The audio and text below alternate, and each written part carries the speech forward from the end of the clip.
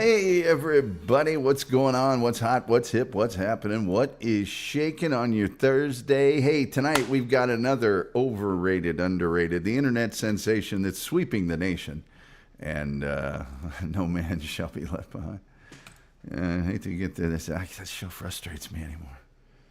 I used to like it, but now it's just interrupting, and you get through 3 sentences in the first hour, and you're just like, why are you even? I mean, it's entertaining, but still. Hey, remember to like, share, subscribe, and with notification bell, retweet, all the free things you can do to help the algorithm, the almighty, all-powerful, all-seeing algorithm. And we do have a monetary goal each night, and that is any amount of money. And Terry Nee, Johnny on the spot, has shattered our nightly goal. Well, it's just smooth sailing from here on in. We've met the goal. Obviously, we'd not object if people wanted to, at any rate, thank you, Terry Nee. Thank you again, as always. We have gifted memberships too. So some people do that. Just turn on your gifted memberships and, somebody may gift you one. And then you can see the exciting members only show that I have planned for this weekend. I don't know what I'm going to do yet, but there's one planned. There's one planned. It's planned. There's a plan in place.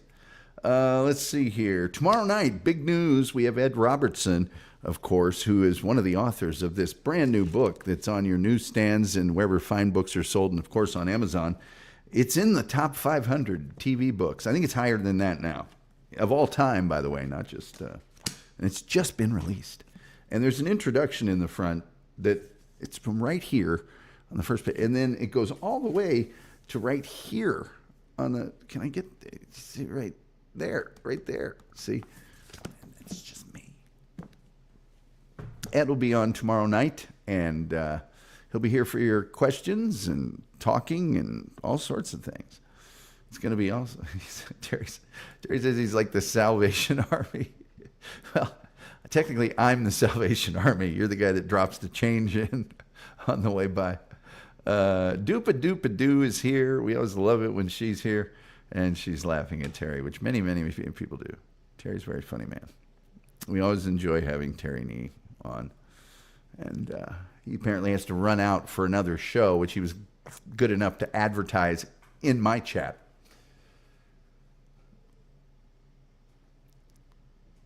Anyway. One other thing I want to get out of the way before the show gets going too far, and that, of course, is Cobra Kai, because that's the thing now. Anyway, let's see. Monday night we will be doing It's a Wonderful Life. Tuesday night we will have Russell the Hitman Alexander here from the Hitman Blues Band. Go to hitmanbluesband.com if you want to check them out in advance. And those people are going to be here. Other things will happen in the week, next week. Also, want to alert you, we will be doing a Tomathon on New Year's Eve. So we tend to make that happen. So it'll at least last an hour past midnight Pacific time. We want to get all of the midnights. I'll figure it out. I'll tell you. It's not like anybody's going to watch it anyway. Virgo is here. Hello, Virgo. I hope your new position is going as well as we all know it will. And she says, hey, Tom. And Virgo is a very active member of the Urban Landlord channel here on the YouTube. And bringing you cutting edge people that have had too much to drink. Cutting edge. If that's your thing, other stuff happens too. I'm not saying it doesn't. There's a lot of very entertaining, very well-informed people on there. But if you really want to... Terry says, I can't wait for It's a Wonderful Life. I'm interested in the perspective of 2 older gentlemen. Well, I've emailed Bob, and I've mentioned this to Bob. I haven't called him or texted him, but have not received a return email. So we're going to go Monday night, whether Bob's available or not. He's a very busy man. I understand this. So we talked about it. and you know, sometimes you talk to people and things, and then other things, and you know. Oh, also, this show happens to be 140 subscribers short of me reaching another advertising plateau, which doesn't cost you people a penny. Not a penny. But if we could get that done, if you could maybe all just get on your Facebook or your whatever and just say, hey, subscribe to this guy's channel. You don't have the notification bell. You don't have to do any of that crap. You don't even have to watch it. But if you could just subscribe. I'm so far over the view hours necessary. It's not even funny. Or Bob may have dementia. That's just a rumor. Luckily, one that even when he hears it, he won't remember it later. So, no, I'm sure he's just busy. He's a very busy man. So, I just made the decision. I got to go. I can't wait forever to do It's a Wonderful Life. Monday will be the 16th. We're getting so close. Positive Patriot says, hey, Tom. Hello, Paz. Always good to see you here. And so we're at the aforementioned 5 after. It's time for the internet sensation that's sweeping the nation. That's right. Even though we only have a few people here. Let's see here. Virgo says, everything is going great. Virgo also quite a cook. She's quite a cook. She likes the cooking. People like cooking, I've noticed. They enjoy talking about cooking. And she's a really good cook. So there you are. Did I do anything to mess up anything? No, it's fine. Dupa says, hello, Virgo, and Positive Paper. People saying hi. We do have the most cheerful chat room on the internet, as verified by independent sources. I probably mentioned that earlier. But now it's time to play the game the country is embracing. Overrated, Cobra Kai. That's a thing now. Let's see here. Let's go to item number 1 tonight on Overrated, Underrated. I'm actually keeping score tonight, not just winging it. Item number 1 tonight on Overrated, Underrated is, of course, yes, pork rinds. Pork rinds. And by the way, this is from my own table at home, because I get them out of the bag and I shake them onto a plate, because that's classy. And everything I do is classy. Here's proof. My pinky's out while I'm drinking my Mountain Dew Zero. Classy. Very, very classy. People saying hi back. Overrated or underrated pork rinds. Pork rinds. Oh, Dupa has said overrated. Okay, she does not like the pork rinds. Sometimes you can get them in a barbecue flavor. If that's your thing, if that's your bag, you can have that. Terry has never had them. We're going to call that a push. Terry, he's abstaining. He's never had the pork rinds. Terry, you got to try them at least once, man. Just one time. Julian Caesar says, hello, no idea regarding pork rinds. I didn't realize you guys have never had pork. You got it. Just try them one time. Just the one time. Don't get the barbecue the first time out. But you got to give them a try. Haven't you ever seen them? Haven't you ever wondered? What are those things like? What are they? Don't bother getting the high-end designer gourmet pork rinds. You know, you get the regular working man's Tom's brand or whatever. No relation. I don't make any on that. People saying hi. The most cheerful chat room on the internet. Positive Patriot is apparently waving. Terry said fried skin. Yeah. Oh, yeah. It's fried skin, all right. Imagine if potato chips and bacon had a love child. That's the best way I can put it. Pork rinds, really a thing. So far, Dupa is holding sway with her overrated. We'll give that another minute or two, but because I got better stuff than that lined up. Stuff that you will be familiar with. I didn't realize pork rinds were such an exotic delicacy around here. Oh, I don't know. Everybody's just a little too good for pork rind. Maybe it's I grew up in Indiana. There's counties in Indiana with more pigs than people. I'm not joking. And it's hard to tell the difference. The Zeezonator, Julian Zeezer, says, I'll eat potato chips and bacon. Well, I'm not going to count that as a vote, but I'd rather have chicken's feet. No, you wouldn't. No, no, no, no, no, no. No, no, no, no, no, no, no, no. You would not. Give them a try. Hey, take a night off from giving me $1 and get yourself some pork rinds on me. Well, on you. But you know what I mean. Just give it a shot. You might find out. I would vote and tie it up, but I don't really feel like I should. I save my overrulings. Never overruled anything yet, but believe me, one day I will. And right now, I don't feel like that's necessary. Tom's a pork rind pusher. Well, the first hit's free. Come over to the house. I'm going to go ahead and call that overrated. Overrated. Pork rinds. Overrated. Overrated. Item number 2 tonight on overrated, underrated, and we will be opening up the phone lines. There is sauce next to it for a reason. That's just cosmetic. The sauce was for something else. Although, item number 2 tonight on overrated, underrated is, yes, novelty plates. Novelty license plates. Overrated or underrated. Oh, I have a lot to say about this. When I lived in Missouri many years ago, back in the early 90s, they had this thing where it was only like an extra $10 to have a novelty plate. So everybody had a novelty plate. And it was super annoying. Did I participate? Yes, I did.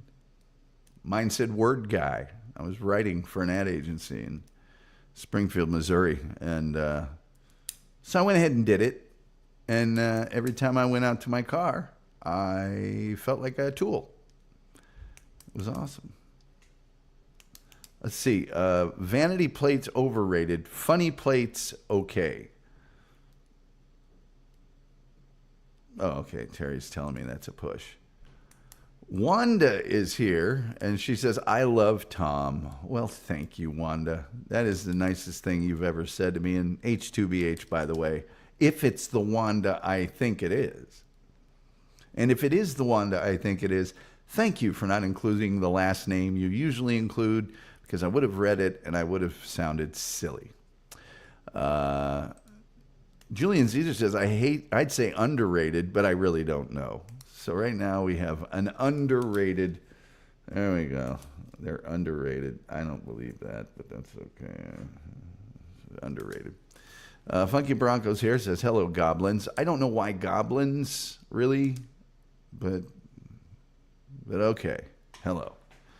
Wanda says she's pondering something. I don't know what your emojis mean, kids.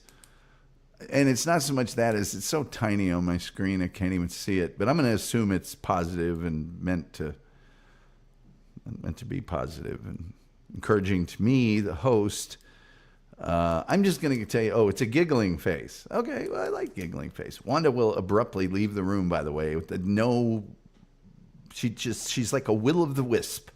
She's just here 1 second and then gone. Let's see. Terry says, that plate needs holes, as the letters. Julian says, I'd rather be called a goblin than a fairy. Well, we don't always get what we want. Wanda says, I also found a meme with WandaVision that had pizzazz on it. I bet you did. The joke is, her name used to be Wanda Pizzazz, and if you say it fast, then it sounds like Harry Potter has put something up an orifice. It's a long story. Get it? Oh, I get it, Terry. You want holes in that thing so it looks like it's taken a, you know. Wanda's laughing, and Terry says, do you? Do you get it? Yes, I get it. Get it. Right now, we just have one vote, underrated. I'm going to go ahead and say overrated. I feel like I should get in on this because they're just so stupid. And by the way, people do them so you have to figure them out. Am I 8 or jeez, forget it. I'm not doing all that work. Wanda says, oh my God, my name is that? I never knew. How embarrassing. You knew. You knew. You knew. You know. Oh, mass holes. Mass holes. Well, that's appropriate on a bunch of levels. Jillian Caesar says, I mentioned before there was a scandal here in Pennsylvania when the state removed someone's vanity plate because it said,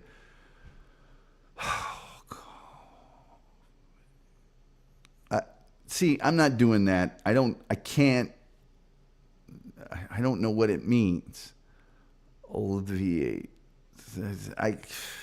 Yeah. See, I'm out. I don't need to play Sudoku with your license plate. If it's not like that one that just says poops, if it's not super obvious, Wanda says, be right back. And she's laughing. Yes, she's flitting off just to the comedy she-man something. Deviant.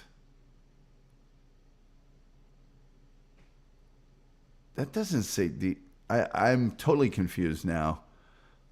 And just for that, I'm calling this overrated. There, I'm calling it overrated. You've pushed me too far this time. Overrated. Vanity plates, overrated. There you go. Let's see, sexual 6UL deviate. See, really? If you try hard enough, you can make anything out of anything. That's if I had been on the thing with people, I'd have gone, really? That's so not obvious. No one's going to get that, ever. Lucas Malago says, here come the judge. Here come the judge. Yes, if you watched our Laugh-In show, you... Thank you, Lucas. I appreciate that. Item number 3 tonight on overrated, underrated, ball caps. Ball caps. And I am including, this is going to be important before you vote, I am going to include backwards ball caps. Backwards ball caps included in the ball cap category. Terry Nee says Pennsylvania is still run by Protestants. Try living in Utah, champ. Julian Caesar says, well, the state was outraged and made them change the plate. Glad they're looking out for us. That's right. Glad they're looking out for us. If I was in law enforcement, I'd be going, that makes them easier to find if they do anything wrong. It's not just a Toyota whatever. It's the one with the, you know. Terry Nee says that ball caps are underrated. He's a golfer. And you did hear me say that backward ball caps are included in this. Have you ever seen the meme where the guy's at the baseball game, he's got a backwards ball cap on and he's doing this with his hand because of the sun? Have you ever seen that? Just saying. Julian Caesar says ball caps are underrated, especially in winter when the sun is at a low angle. Sunglasses. This is a visor on your car. What the... All right, hold on here. I got to write these down now. Too underrated.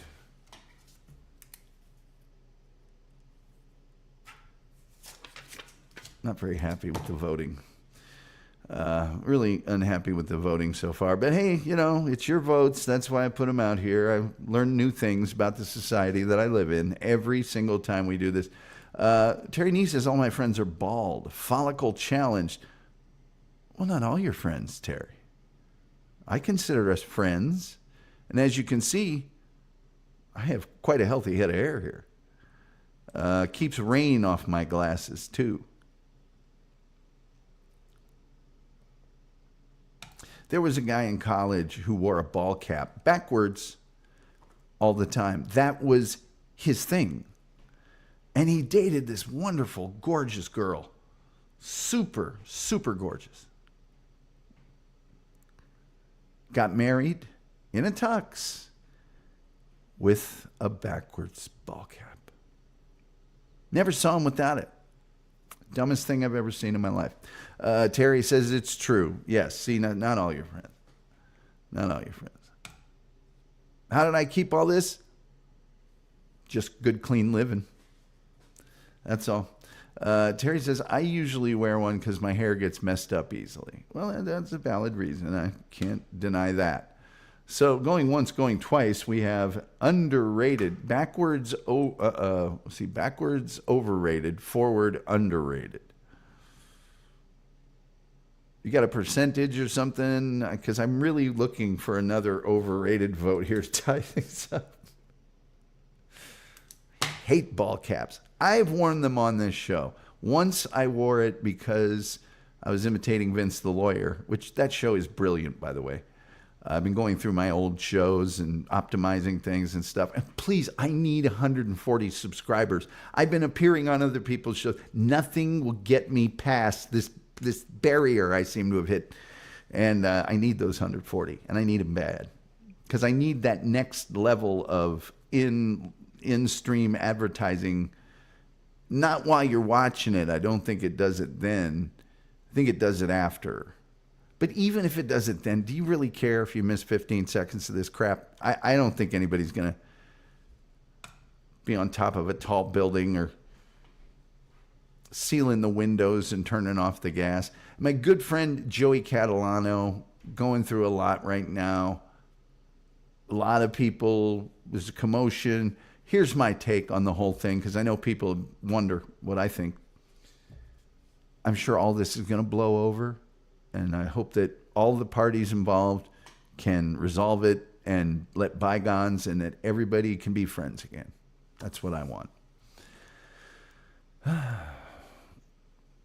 Hello, Hungus Mungus, also known as Sven Dunkel. Right now, we've got, let's see, Julian Jesus says, I always wear a cycling cap under my helmet. Absolutely essential for dealing with the sun. Cycling cap different than a ball cap. Different than a ball cap. Much different than a ball cap. They're two different things. So I wore one time when I did Vince the Lawyer, and then I also, I think once or twice have done one, but it was because my hair was just messed up and I didn't have time to jump in the shower. And I look horrible in ball caps. So people saying hi. All right. I am going to go ahead and just interpret Dupa's vote as 51% overrated, 49% underrated. So we have a tie. It's right there on the thing. Tie. Ball caps, we have a push. Hungus says, never leaving the house without my New York camo cap forward, of course. You mother... well, he didn't vote. He just told me an experience from his life. What about jazz caps? Jazz caps are not included in this. Jazz caps are, by the way, thank you for remembering jazz caps. Those are Spectrum just sent me a note about my next bill. Boy, do they have a surprise coming. Thank you for remembering jazz caps. Predominantly worn by Hoogers. Julian Caesar says, I've never worn a backwards hat. I'm really boring. No, you're really intelligent. Julian says, like, you might not like a... Well, he won't like... I mean, I don't think you can give one with the hat forward, right? I wouldn't know, but maybe an expert can tell me. We're going to call this a push. The ball cap, a push. Overrated, underrated. And by the way, this next one, if I don't get universal... Well, I'm going to skew the bowling. Okay, item number 4 tonight on overrated, underrated would be the dreaded Ryan Seacrest. Ryan Seacrest. Overrated or underrated. Every now and then I have to put one in, I guess, because we've been off the first 3. What I thought, anyway. It's not like I really care. Here we go. Now we're talking. Overrated. There we go. That's my dupa right there. That's overrated. We got one overrated. Terry Nee says, overrated. Oh, God. Why do they keep giving us Ryan Seacrest? It's like we're not demanding Ryan Seacrest. It's like, who? Overrated. It's not like Positive Patriot says, I love Ryan Seacrest. You just doing that to be different. Who's that guy? Don't worry about it. But it's like when they were giving us Piers Morgan all the time. It was like, why are you doing this? We don't.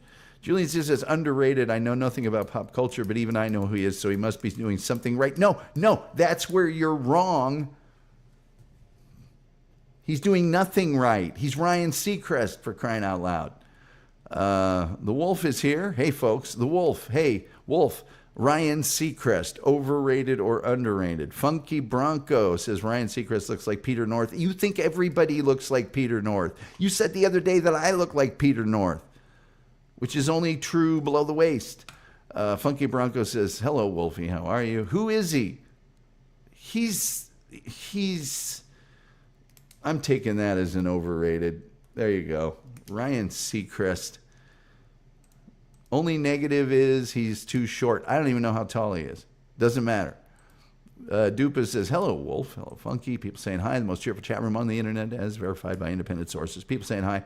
Lucas Malago says you can throw him off an overrated cliff into an overrated asphalt road and he'd still be overrated. Thank you, Lucas. And by the way, I salute your virtuosity, sir, on the answer. That was very stylish. I appreciate that.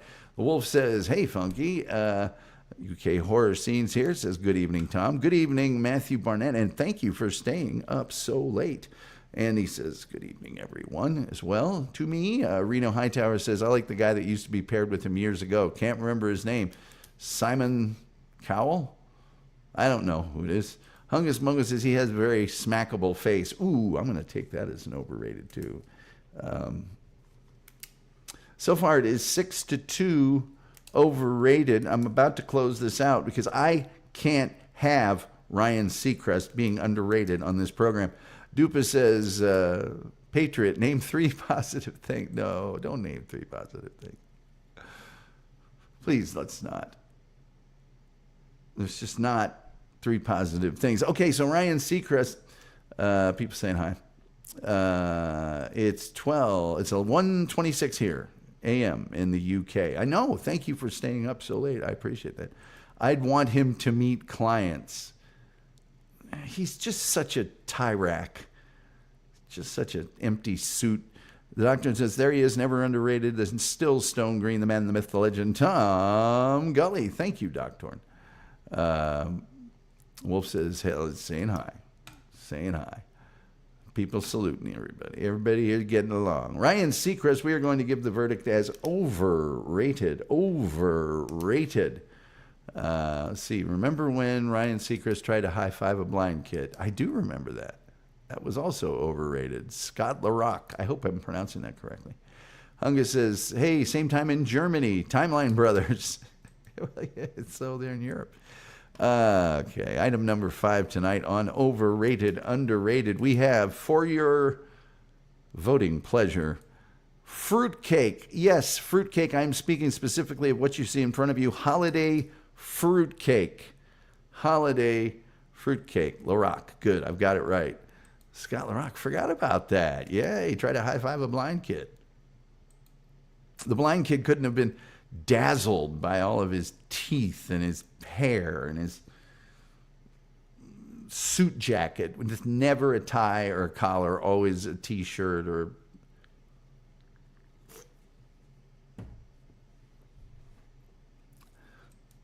fruitcake, in the words of Terry Nee, is underrated. I don't know how. Has anyone ever eaten this?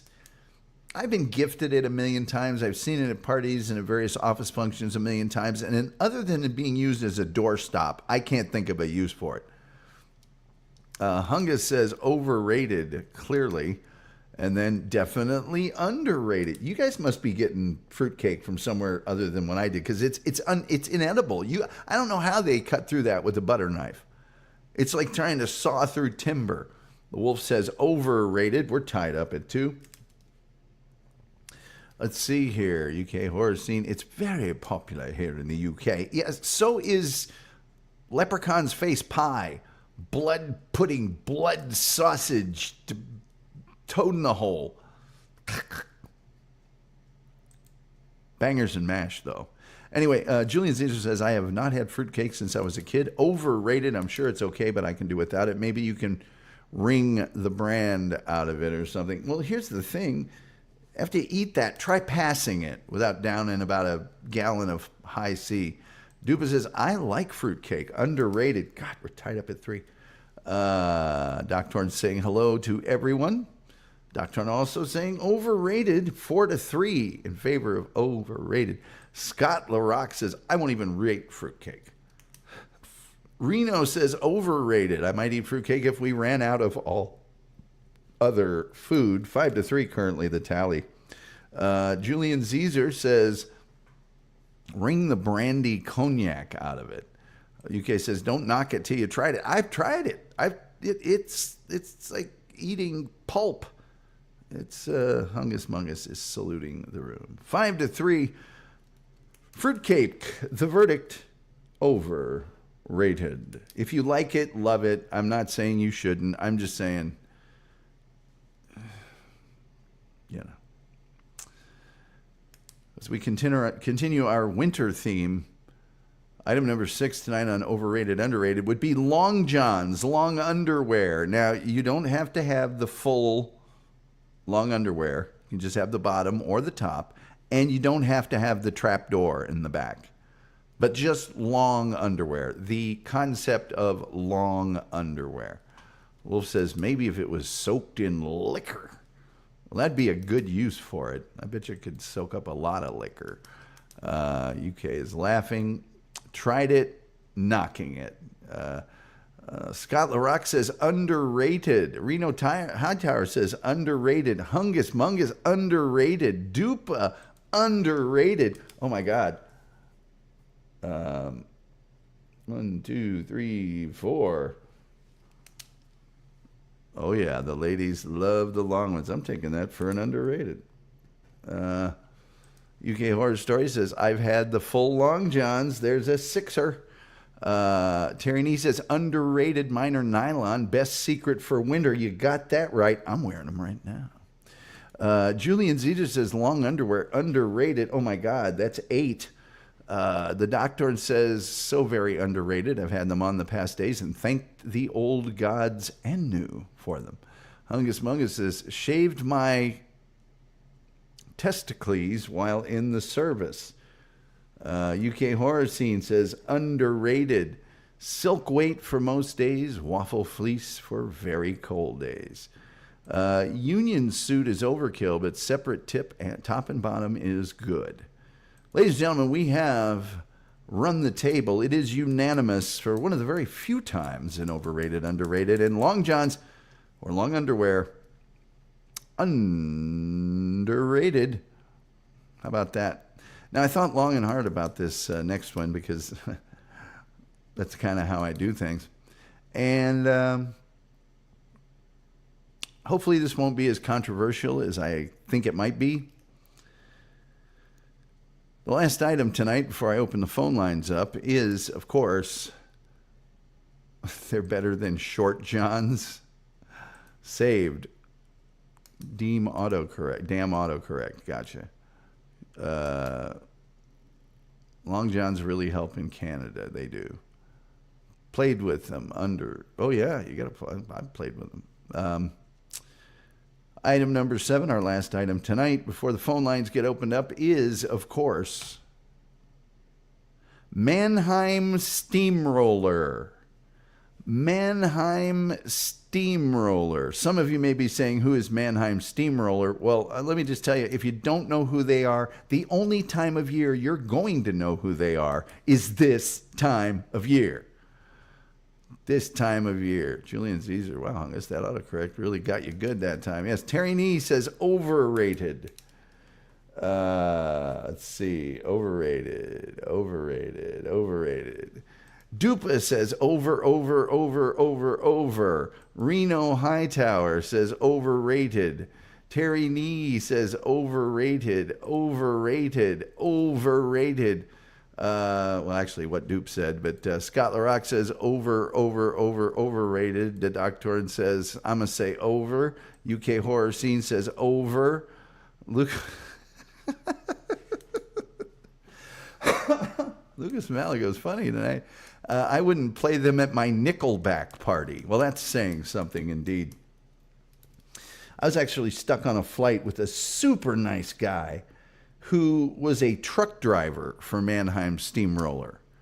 And they had played for a number of days, and he flew home for part of Christmas or the holidays and then flew back to where they were and had to drive them on to the next town or whatever. But I'm so proud of you guys. We started off a little rocky, not Balboa, but rocky, and then these last few, I'm telling you, we've got another unanimous here on Mannheim Steamroller, and I just felt like there is a segment of our society, of the American population, that can't get enough Mannheim Steamroller. They sell out every time.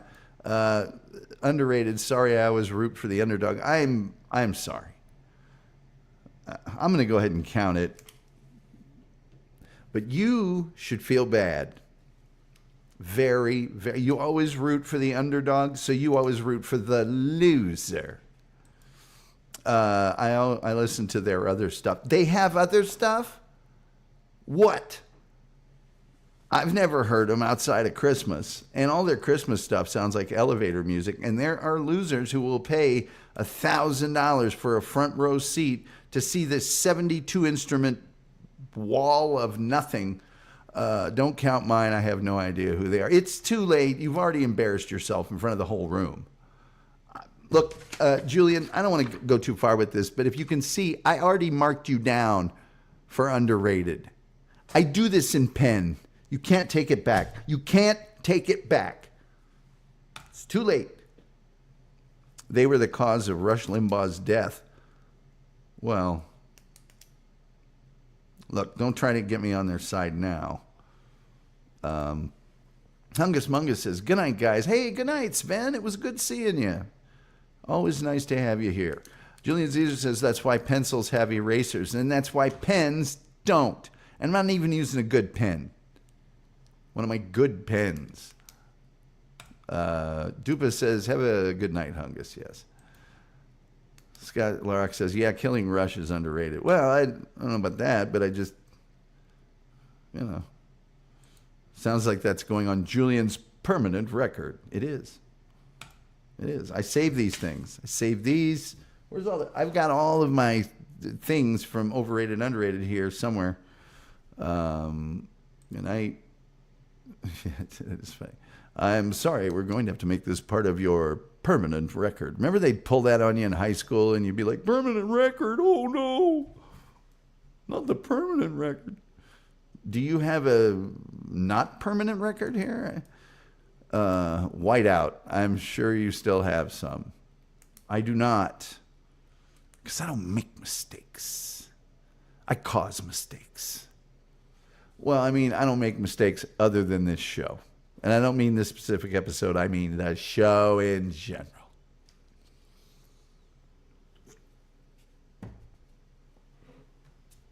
Sometimes I go on other shows and people come out of the woodwork to make fun of me and tell me how much they hate me and how much they hate my show. And I just sometimes want to tell them, I hate the show probably 10 times more than you do. If you think, my goodness, if you think you hate this show, sorry, I just accidentally did something to my keyboard. If you think you hate the show, come over to my house sometime. Doctor says, I make problems. I am the problems. Yes, exactly. So Mannheim Steamroller, currently we have a score of 10-1. The internet hates normal functioning people. No, they don't. But I would concede that the easiest way to get attention is to be a freak. That's for sure. There's no doubt about that. I have whiteout and index cards. I don't have whiteout. I don't make problems. I already did that. Let's see here. Let's see the haters crawl out of orange level into stone green. Yeah. But Scott LaRock, if you're talking about not even a show, I think I was red for a while. And then maybe I was orange, or maybe I was always orange. But I know that once I became green, I was accidentally put to be orange, and then they corrected that and said, no, you're green forever. Hence the term stone, written in stone, green. Very proud of that, by the way. And also watching with some sadness the very end of Not Even a Show as they do their final shows, or at least there'll be another one. Tom's like the Board of Elections. He won't let me change my vote.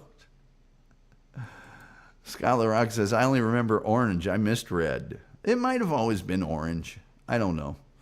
I just know when it was green,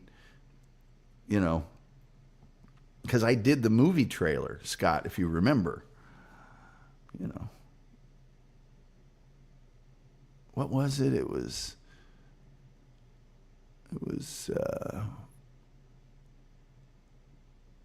convicted of a crime he didn't commit.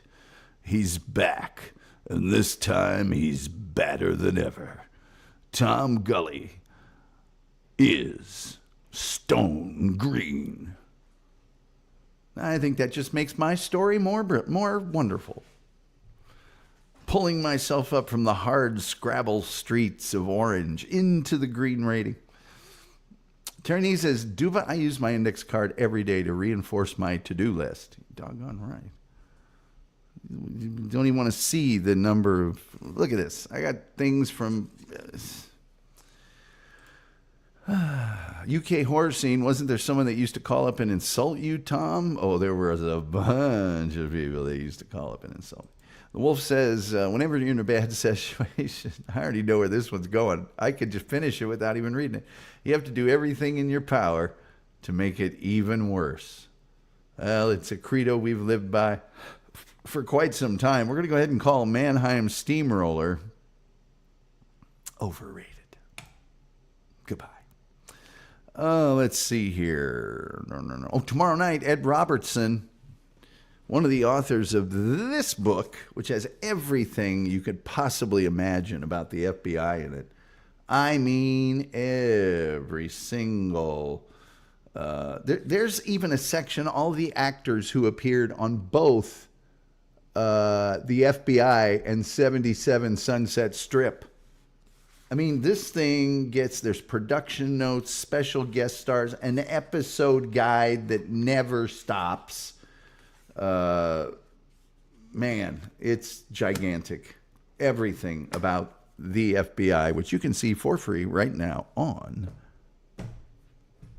Tubi. Let's see here. That will be very interesting. Yes, it will. I'm one of thousands who gave a review in that book. I didn't give a review. I was in the introduction. Thank you. Some have said I'm the inspiration for the whole book. I wouldn't say that. Gumbo, underrated. Gumbo's always underrated. I don't care how good it is. It's always underrated. All right, I'm going to open up the phone lines, which means my screen's going to get all choppy for a couple seconds, and then whatever. And then nobody's going to call in except the Wolf. That's if he even calls in, because he might want to chill for a little while until I finally go, okay, Wolf, go ahead and call in. So some other people can get a chance. And then we'll just go ahead and have the Wolf on, because everybody loves him. And Toby what? Toby Wong? Toby Wu? Toby... Sorry, it's verifying Skype. Skype does this once in a while. It has to be verified. I don't even know what that means. I've already, I have an account. It's whatever.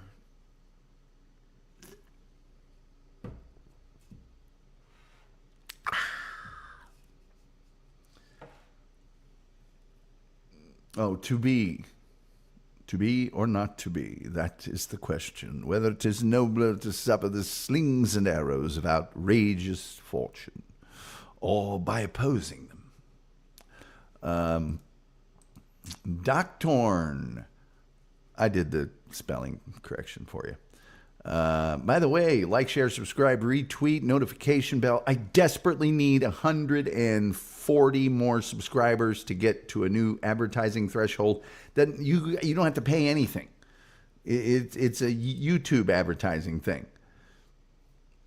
So keep that in mind. Also, we do have super chats and memberships, and you can avail yourselves of those. Of course, we've already shattered our nightly goal of any amount of money because Terry Nee gave me $1.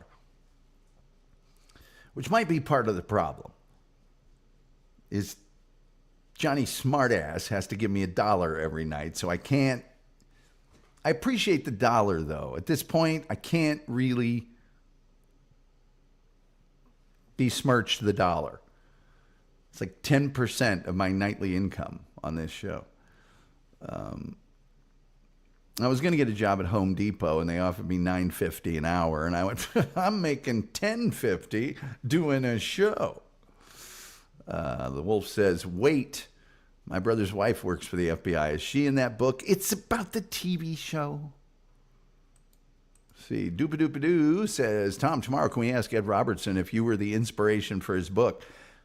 No, because I will ask him that. If you think I'm not going to ask... Because we're going to open it up with, okay, I see this beautiful introduction in your book. I don't remember saying a word of that. When did this happen? Was I there? Terry said, sorry.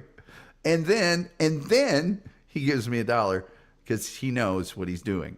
And he knows I'm joking. And he knows that I very much appreciate, even $2 is fine.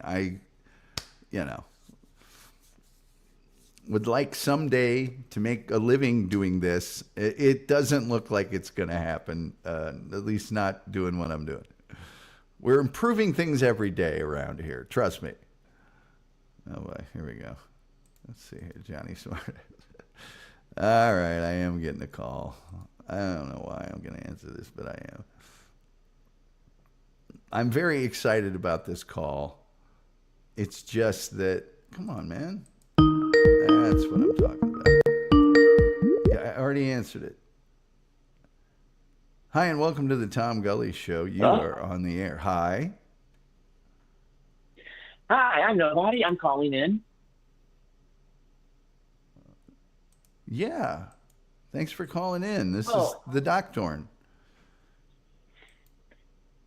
Well, you said nobody calls in, so here I am. I'm nobody. Just thought, you said I don't call, so here I am. I'm calling.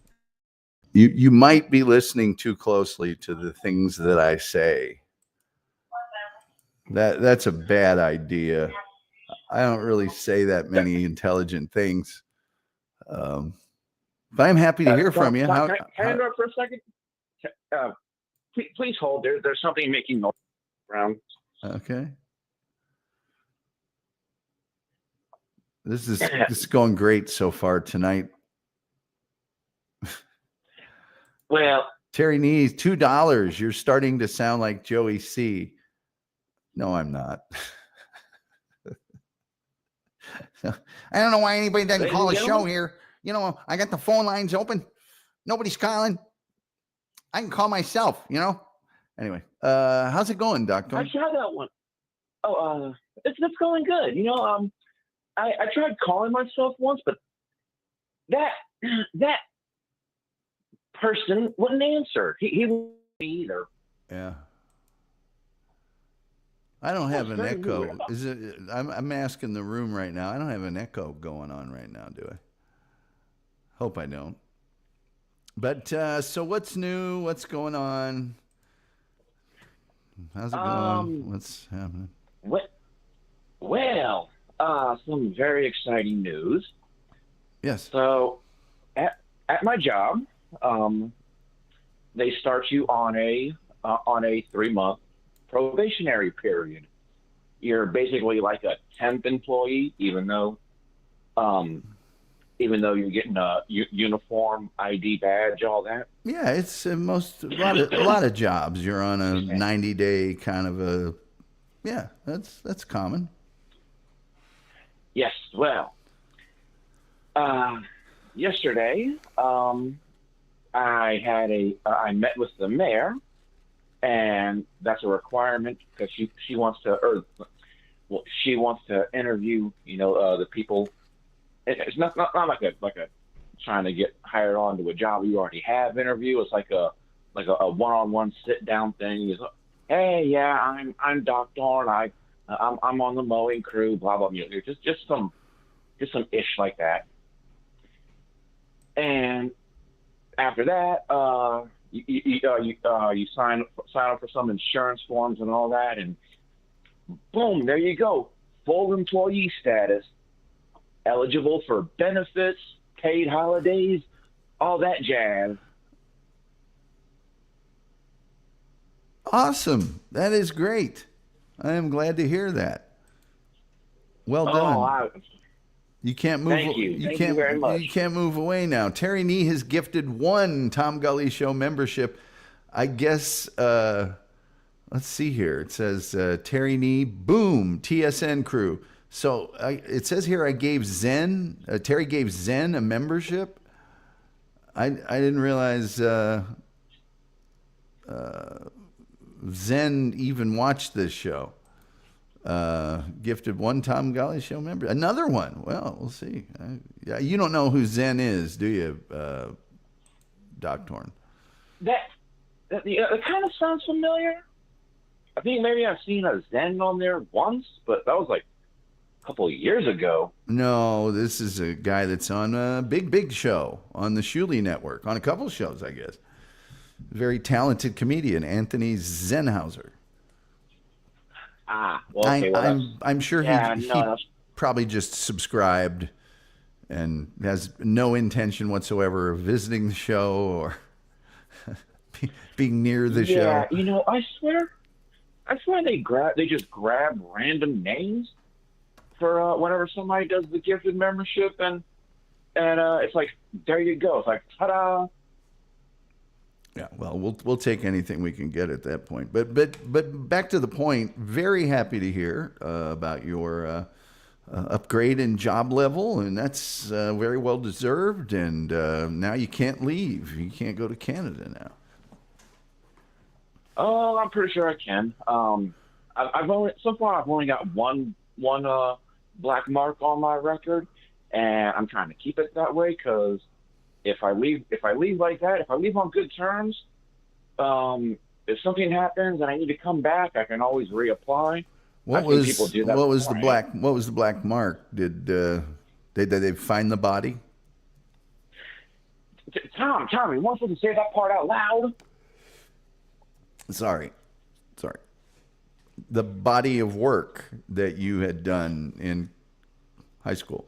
Yes, that body. Yes. Yes, that one. Yes. Well, congratulations, man. That is really awesome. Very, very happy for Oh, you. thank you, Tom. Hey, that means so much. Don't thank me. You did all the work. You don't happen to work for United Health, do you? No, Okay. no, thank Odin. Yeah. Yeah. But yeah, You're that black mark, just better at dodging than some of the other employees. So what were you about to say?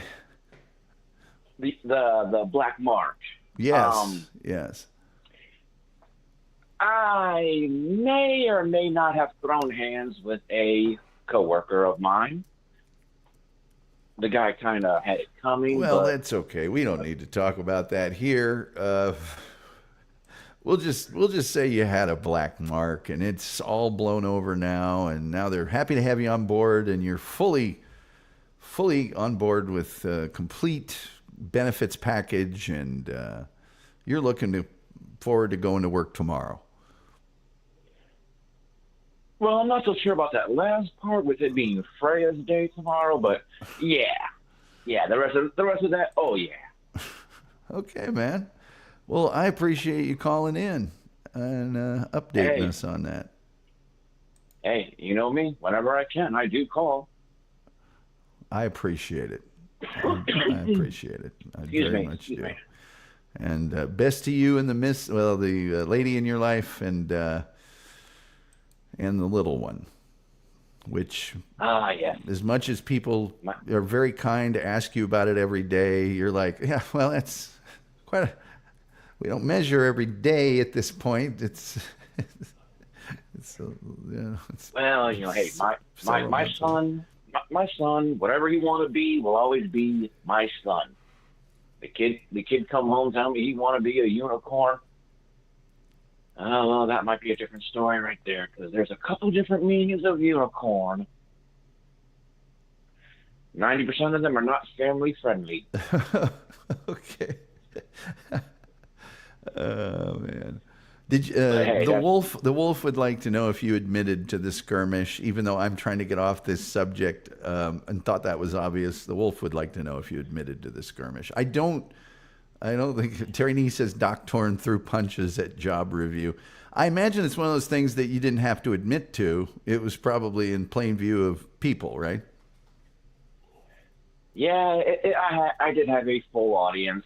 A couple other coworkers, It a was couple of non-coworkers. it was standing room only. Julian Caesar said he decked the mayor. See, I knew this is spiraling out of control. Anyway, well, hey,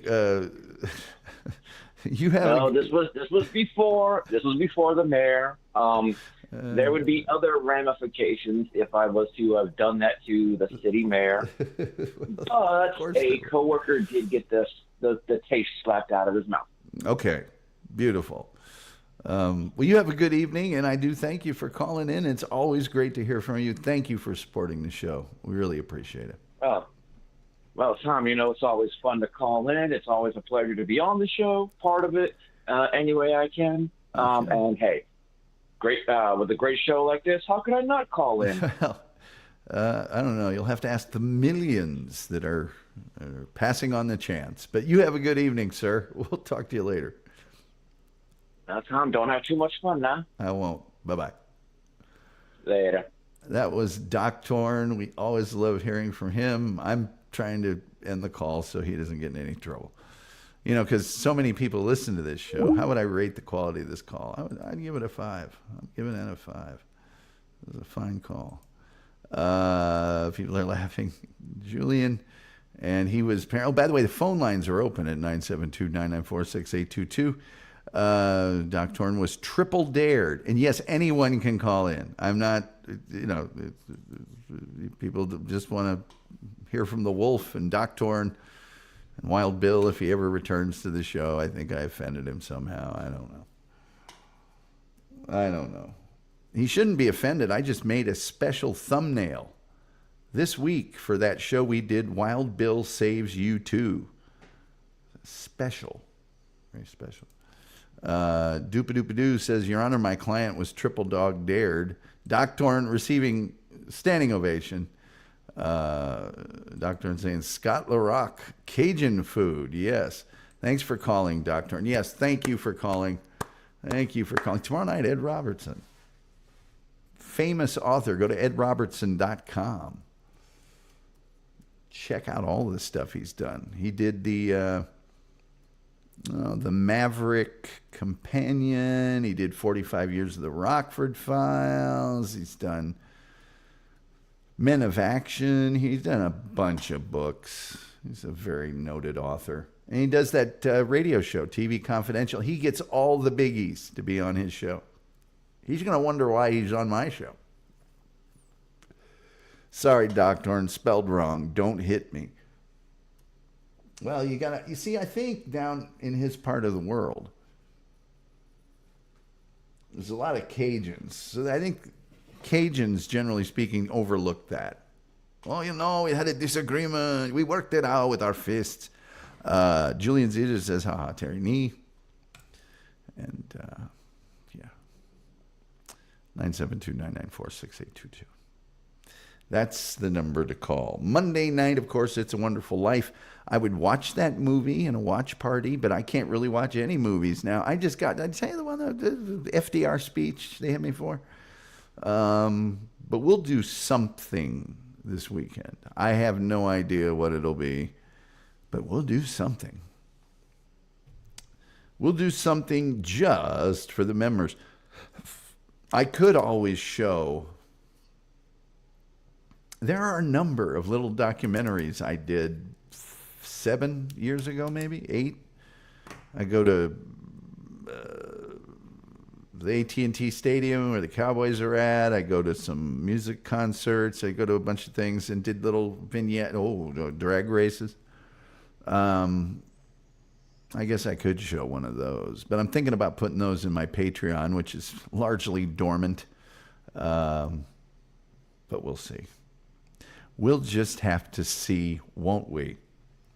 Let me see here. The doctrine says, a woman scorned whose fury hell hath none, never met a raging Cajun. I made that rhyme. I made that all rhymy. Had to make it all rhymy. 972-994-6822, the number to call. Can you dig it? I knew that you could.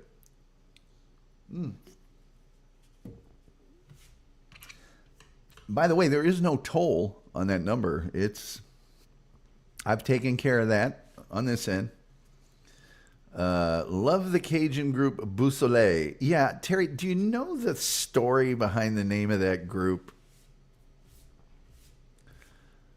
Believe it might have something to do with Bobby Bout.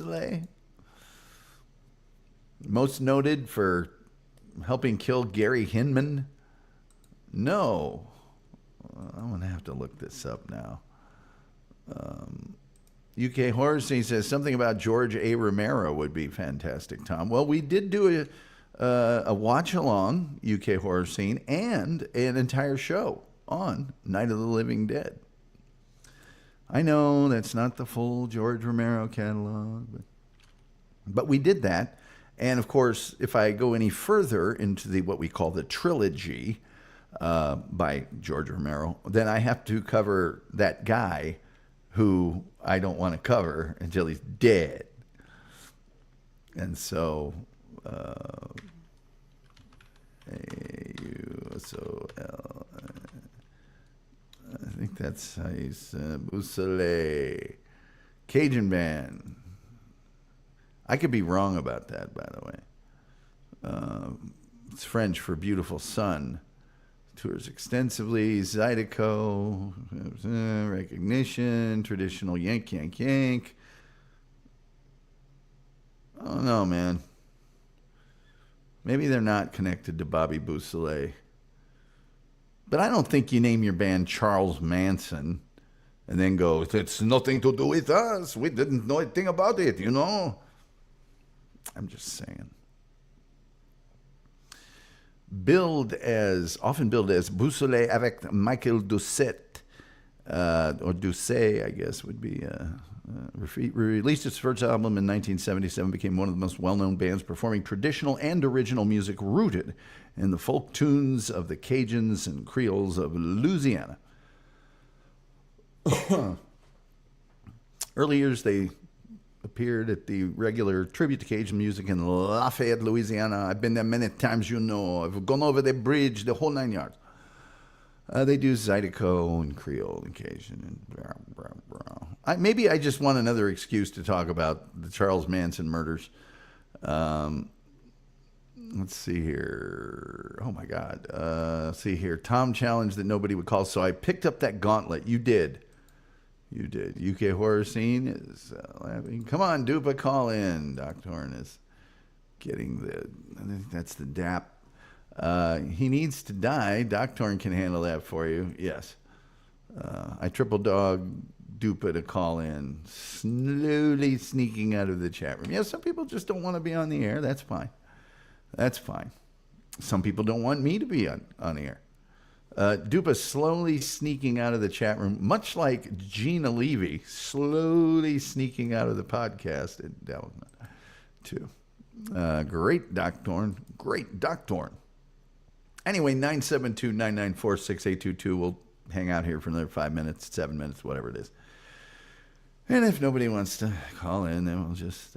But we're gonna open these phone lines every single show until we get people calling in here.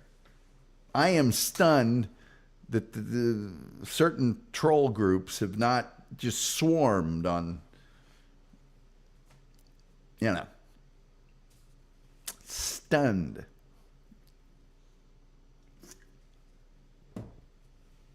Tomorrow night, Ed Robertson.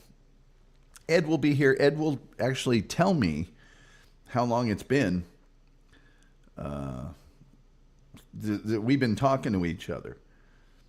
And that'll be awesome.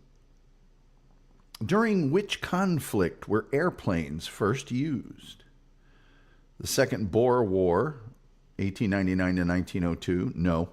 Italy-Turkish War, 1911, First Balkan War, 1912, or the World War I from 1916. I'm going to go ahead and say that was World War I. If they're talking about airplanes and not dirigibles, I'm going to go ahead and say that because the airplane wasn't.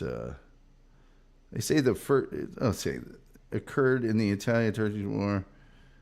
Monoplanes bombing a Turkish camp in Libya. I don't see how that's possible. Monoplanes. I'll have to look and see what that is. I don't think plane was that. What do I know?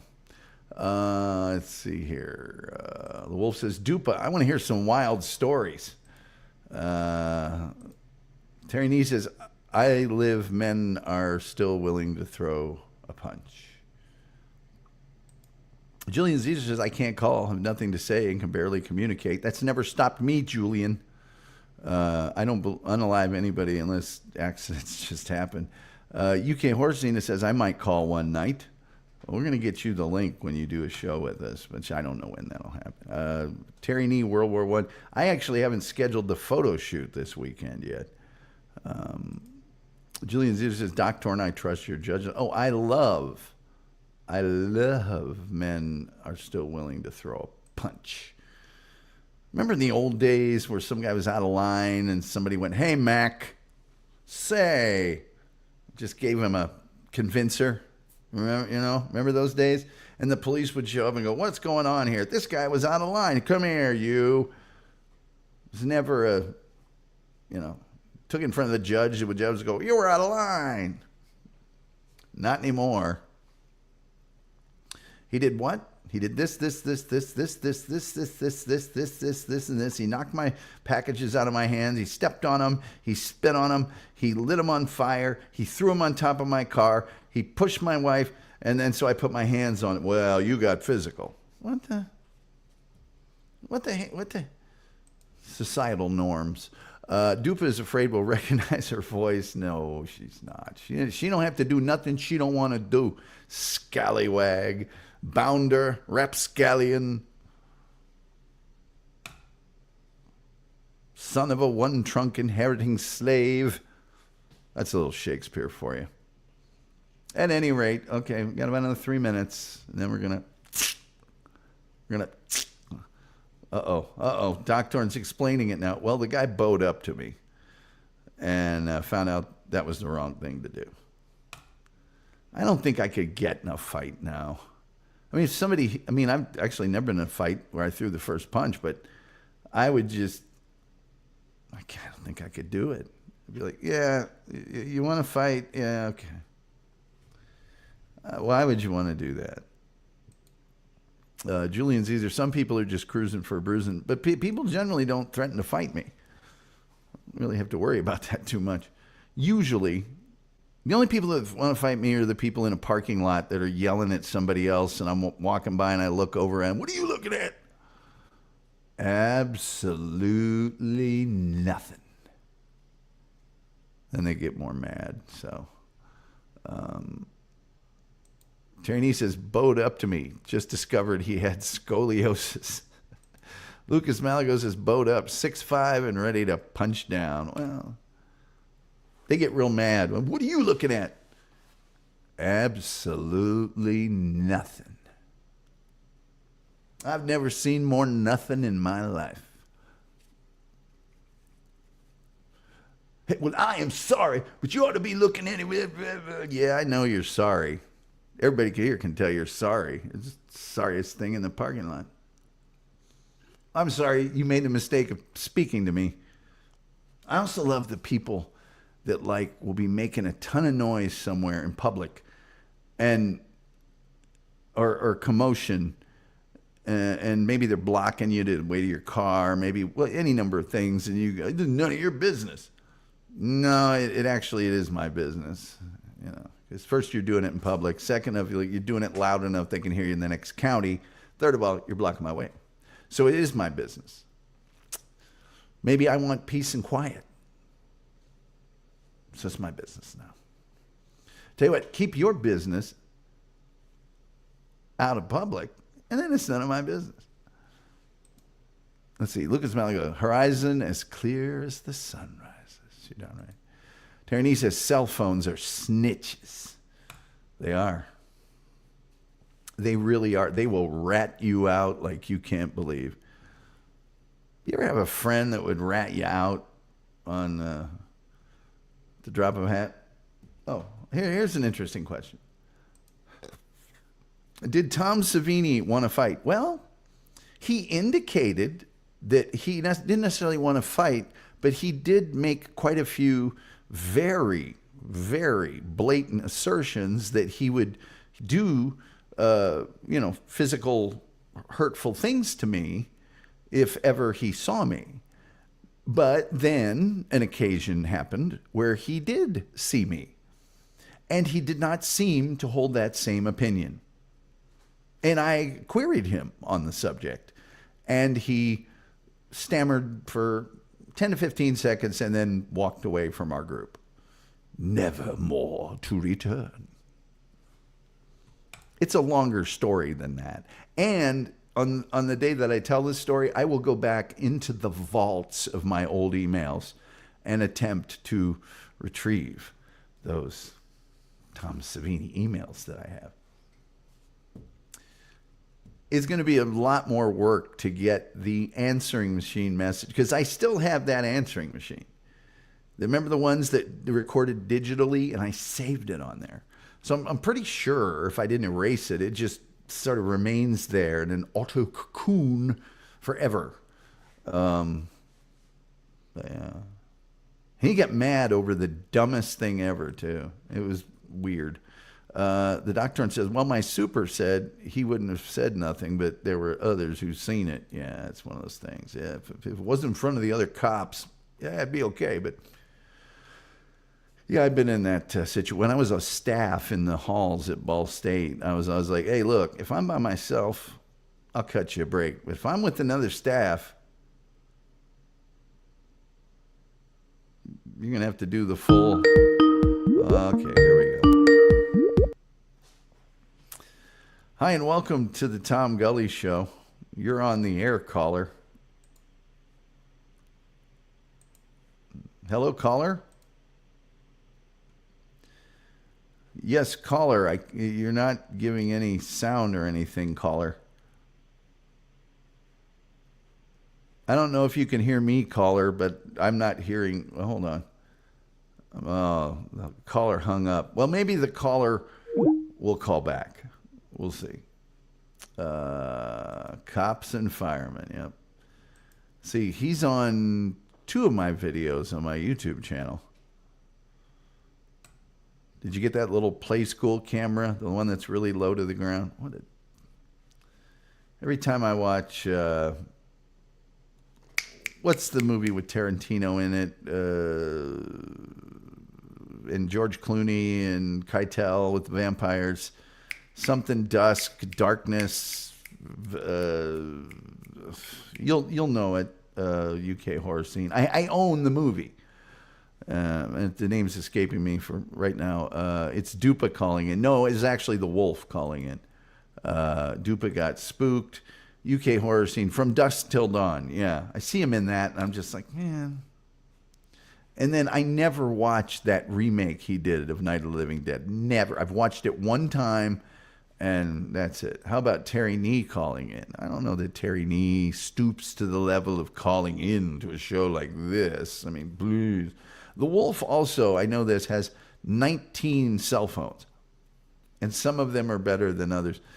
Julian Caesar says, thanks, Tom, for the fun show. Thanks, Doc Dorn, for calling. Thanks, Terry Nee, for putting your money where your mouth is. Thanks, Chatters. Thank you, Ryan Seacrest, for being so awesome. You son of a... thank you, Julian Caesar. It's always great to see it. Dupa, gotta go. Sorry, Terry. Terry Nee, didn't you call in last week? No, I think that was Aku. Lucas Malago says, Clooney's best film is From Dusk to Dawn. He is very good in it.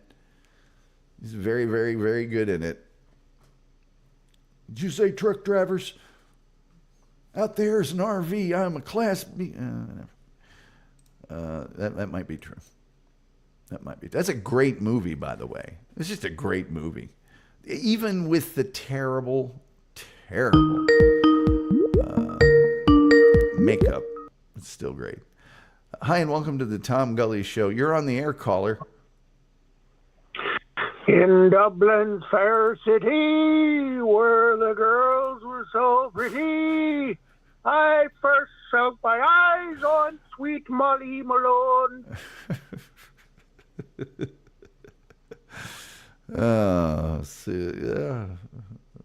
Farewell, fare thee well, young lady.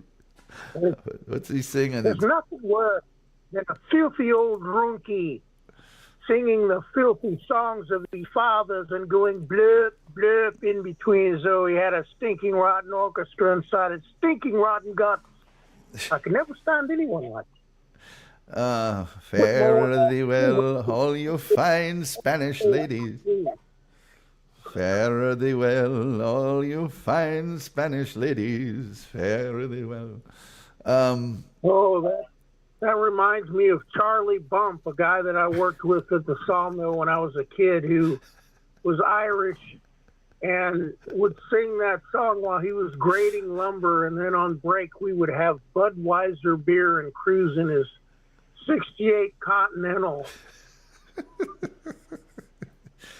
UK Horror Scene says, whenever he would pass gas, he would go, oh, there she blows. And then he would go back to doing what he was doing. I worked for the guy one summer that we were demoing elementary school, and every time he broke wind, he'd go, watch your eyeballs. Anyway, Greg Nicotero, who created The Walking Dead, plays his sidekick in From Dusk Till Dawn. Scott LaRock says, I saw Dusk Till Dawn in the theater. I was 11. It's a great movie. It's Wolf again. Dupa is smiling, and Julian Zeta says, let's drink some beer and then operate the sawmill. Hey, do the voice of the little British girl in 2001, A Space Odyssey. Hello, Daddy. Oh, sweetheart. What are you doing? Watching the movie. Let me talk to Rachel. She's in the bathroom. Are you coming to my birthday party, Daddy? Sorry, darling. Daddy's traveling. What would you like for your birthday? A bush baby.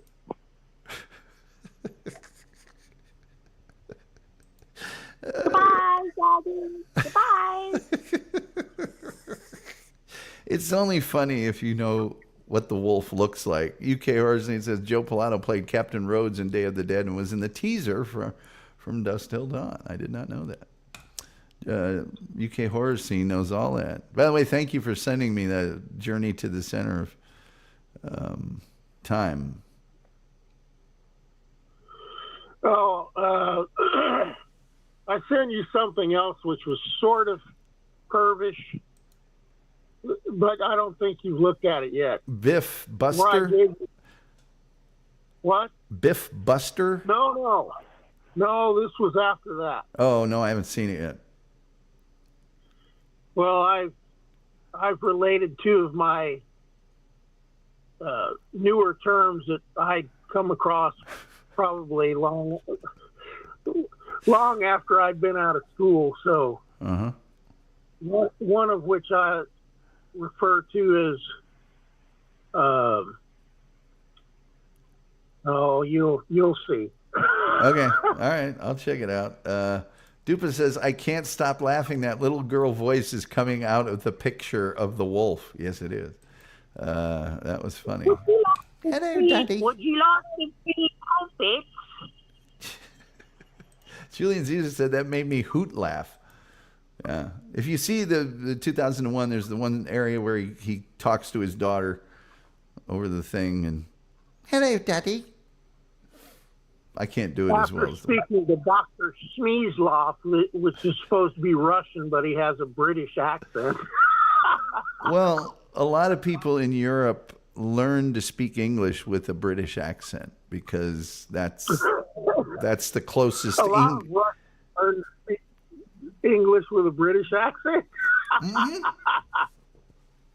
Well, when you think about it, where are they going to get English lessons or language tapes or anything else? They're not going to get it from here. They're going to get it from Great Britain.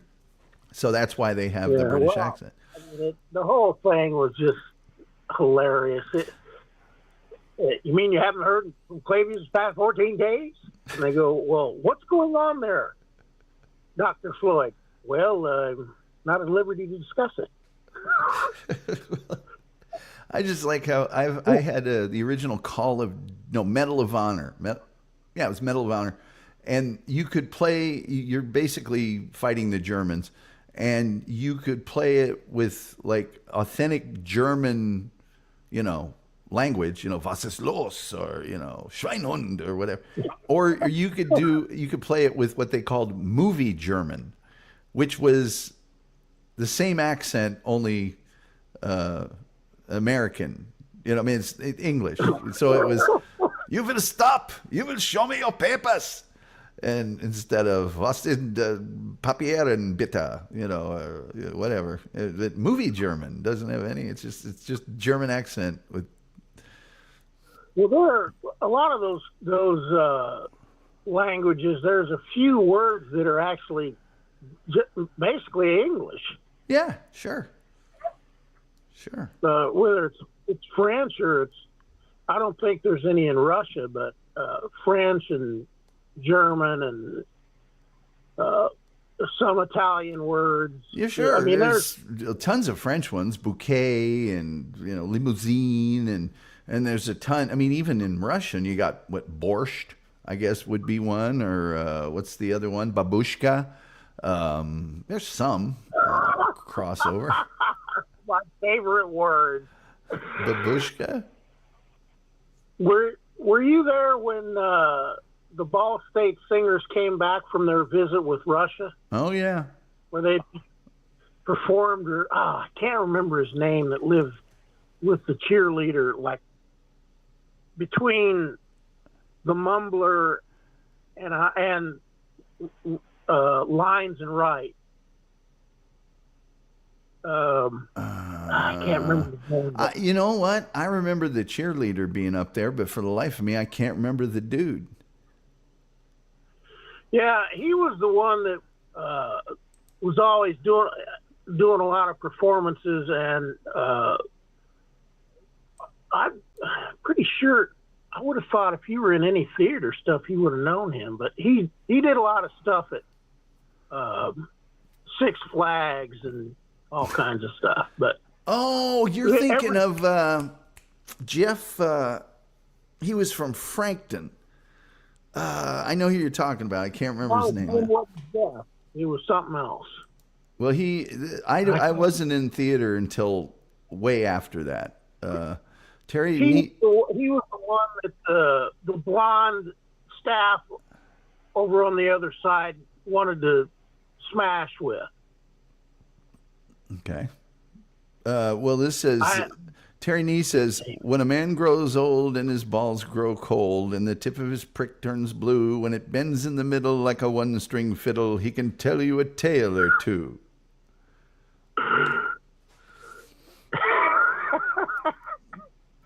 All these little ditties. Oh, yeah.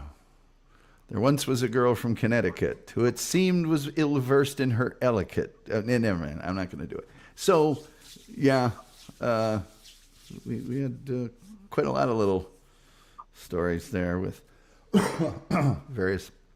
I still can't get over while they're busy doing in the old drunkie, how everything was just. I've never been able to figure out the kind of pervishness that came over Kubrick to have a perfectly clean gutter, but every place that people lived was filthy with profanity everywhere, and just all kinds of garbage and junk wherever they lived, and graffiti all over everything. You're talking about Clockwork Orange. Yeah. Mm-hmm. That's where the filthy old drunkie came from. I can only remember, cinematically, I remember a lot of things, but I remember we were watching Treasure Island, the original version, with it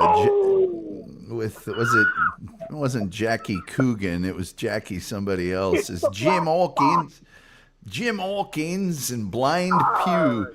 Blind Pew gets run over by the wagon, and he's got his arms outstretched, lying on the ground, not even trying to move, and it just runs over his midsection, and he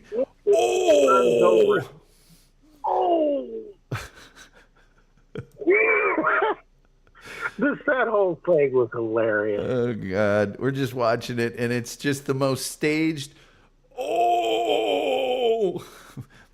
Terry Nee says, wasn't it Brad? I'm sorry? Wasn't it Brad that was watching it with us? Oh, yeah, Brad was definitely watching. Was it because we couldn't stop laughing for an hour at Blind Pew?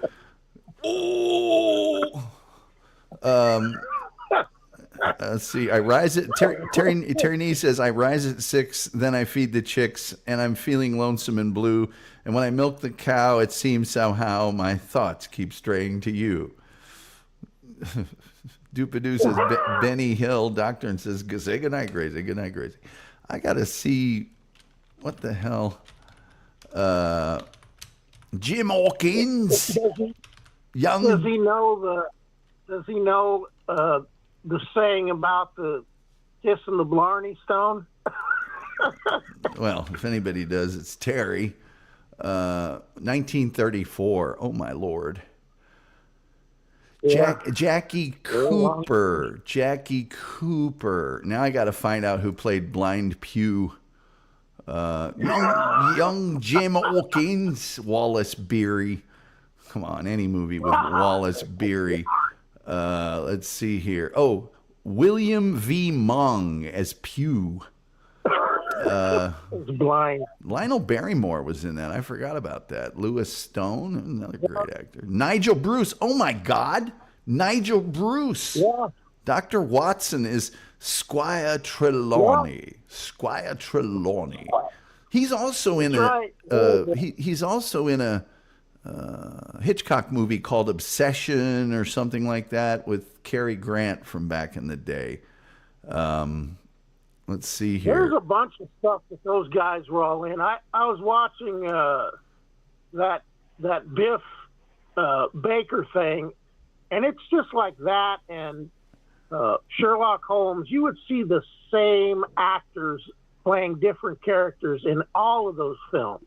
Well, that's like we're going to talk about the FBI, and I am certain that various actors came on more than once and played different roles. And on Dragnet, there was like a standard, like stock crew of people that you'd see. Virginia Clegg, You'd see her in every other episode. I mean, she'd play a secretary to an executive, and then the next time she'd play the landlord of a boarding house.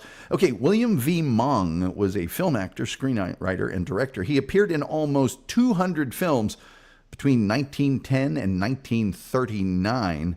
He fell ill in 1938 and stopped acting. It says here he lingered 2 years and then died on December 10th, 1940. He lingered, did he? That's a medical term.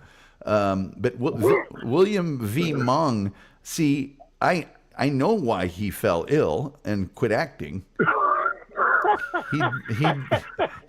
He'd been run over by a carriage in the street. He'd been run over by the carriage in a muddy street because you got to see the little tracks of the wagon right after it cut him in half. Oh!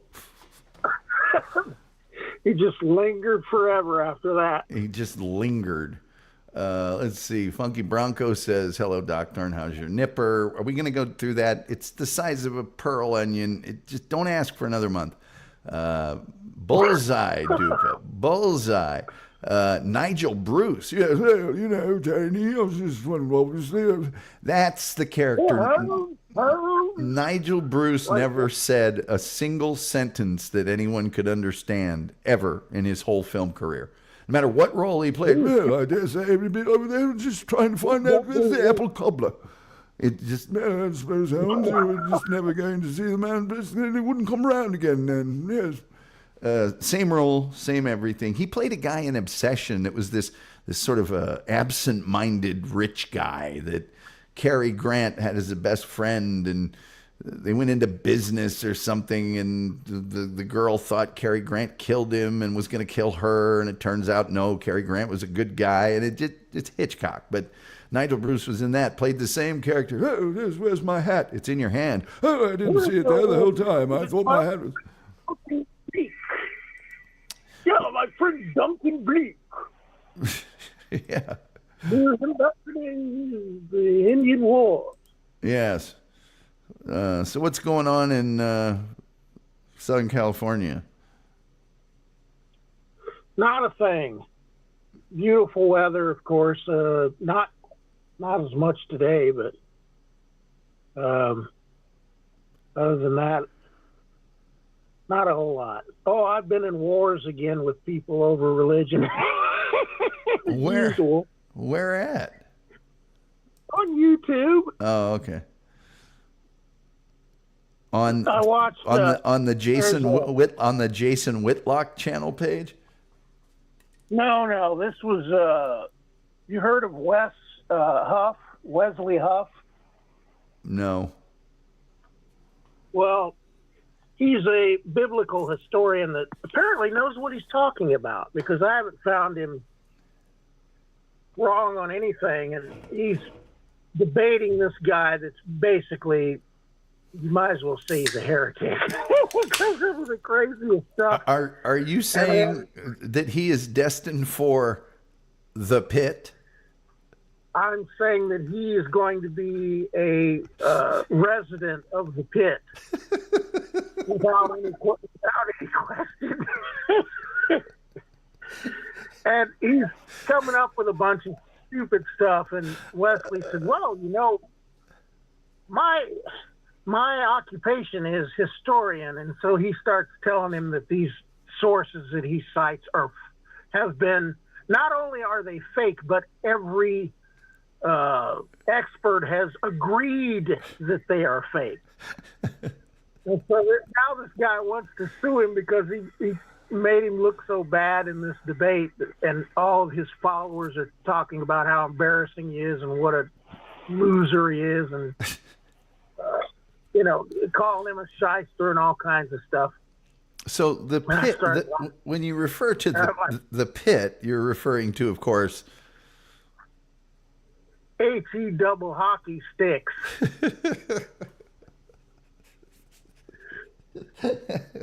The pit. It's not funny. It's not funny. I'm who knows? I might be down in the pit, but that's. Well, I mean, it hasn't been as fun as when I saw Andrew Wilson was on Piers Anthony's show, just ripping these stupid leftists apart. And I haven't had as much fun since I ripped his wife apart on her behavior. After I destroyed her, he's supposed to be worse than he is about stuff. After I destroyed her, I never heard another word from her again. I felt so bad that I got rid of her that quickly, but some people just don't learn that, if you're going to talk smack, you need to at least have done enough research to know what you're talking about. And Well, I need to get to they this. claim Orthodox experts, and they're not really. I need to get to this 1,000 subscriber mark. I was going to see if I could get you to wear like a sandwich board and go to a large place and say, and the sandwich board just says, subscribe to the Tom Gully Show on YouTube, and I'll leave you alone. Or I will find you and every member of your family. Well, whatever you think works best works for me. I sent you a picture of our Thanksgiving. I thought I already sent you one, but of our Thanksgiving with the Scotts, who were buddies with Perk's wife and then Perk. And I'm standing next to him, and like, I think that kind of could tell most people how large I've gotten. Well, let me see here. I've got to open this up while I'm on the air, which is always problematic. But let me see here. The shirt that I have on is the shirt that I picked up at Tombstone. That's about someone who doesn't even belong there, where they imported a grave there from Lester Moore. Oh, Four Les. slugs from 24, no less, no more. And he wasn't even from that town. Right. They got it from another Western town. Yes. They made that Boot Hill there into like a conglomeration of all the Boot Hills everywhere. You should see it. Oh boy, look at this picture. It's ridiculous. I'm looking at this picture. Yeah, you've gotten gigantic. Well, the dude standing next to me is he's actually in some interviews in the 70s. I forget what his deal was, but he played at like Southern Alabama State or something as a fullback. And I was thinking, well, I guess. So when I opened up my Facebook, I think I told you about that site that's all those guys I used to play with that I accidentally stumbled upon. Yeah. Yeah, well, there's a bunch of pictures from one of the state cup finals, McGuire Cup, and there's one of them where I've obviously just gotten the ball like a corner kick or something, and there's a guy on the ground, and I am saying things. I'm leaning over and saying stuff to him. I thought you were going to say you were kicking him to the head like Spock. No, I wouldn't do that. I'd just probably humiliate. And you can tell it's a long time ago because I was wearing Spalding soccer cleats.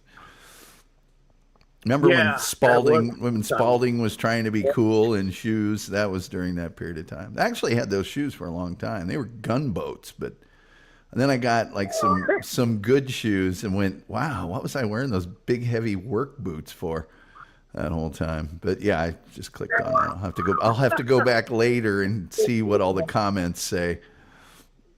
I'm sure they'll all be very complimentary. But well, remember how heavy Rydell's were? Oh, Rydell's and Spot Built. Well, Spot Builts were way lighter than Rydell's. Those things were that, especially those high tops weighed like, good Lord, they must have been like 5 pounds. Well, you remember was it Tony Dorsett or was it OJ that started wearing Spot Built made a big push, and they did it with those football stars. And I got a pair. OJ. I think it was OJ. And I got a pair of just tennis shoes. Man, those things. I had high tops. They split out on the sides, and I have really wide feet, but they split out on the sides like a month into wearing them. They were awful. Who? Oh man, was it Gail Goodrich that was the Spot Built dude? I think he was. Yeah, they got like one big star from every sport. And I think Gail Goodrich was, because Gail Goodrich was really awesome for like 2 seasons. It was just normal. Yeah. They had somebody else too, wasn't it? Nate Archibald? Might have been. It was a lot better than Gail Goodrich. Let's see here. Spot built shoe athletes. I'll just put here and see if I can get it. O.J. Simpson. O.J. Simpson was one of them. And O.J. nearly got Michael Jordan to sign with Spot Built. Let's see here. Website coaches use. Let's see, put 70s. Just see what it says. Oh, let's see here. Let's see. The Spot Built is now Saucony, whatever it is. Saucony. I've got a pair that I'm getting ready to throw out because I just destroyed them on my last 5 mile. They're pretty decent. They were more known for running shoes and track cleats. Let's see here. Endorsements in the 70s. Okay, maybe this will tell me. There's got to be something about this. No, it's got OJ. And OJ was also their vice president of promotions. Ooh. But everything here is OJ. I don't see any of the others. Yeah. I'm not going to. People just kept giving me that dude. He and Jim Brown's jersey. I kept trying to get away from that stupid number. Even at Ball State, they gave me that stupid 32. Yeah. I was like, no, man, give me 3 or 4 or something like that. No, you're wearing 32. Doopadoo says. Doopadoo says Spalding made shoes. The red, white, and blue Spalding basketball was wonderful. Yeah, the ABA ball. My number. All kinds of stuff. Pads, helmets, everything. Just shirts and shorts and everything else. Let's see here. Dupa says, and then for whatever reason, women had to use a smaller basketball. Why? I don't know, but they do. Tiny hands?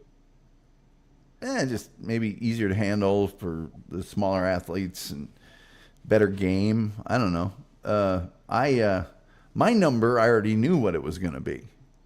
No question about what my number was going to be. Well, I did too, even though I kept trying to get away from it. What number did you guys wear? Well, in soccer, the starting goalkeeper always wears 1.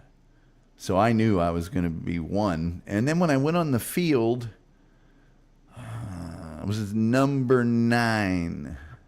Yeah, it was number 9. Number 9. Yep, bench player number 9. Weak upper arm strength. Weak upper arm strength. That's why I have the smaller basketballs. I don't know. I think it's just grip.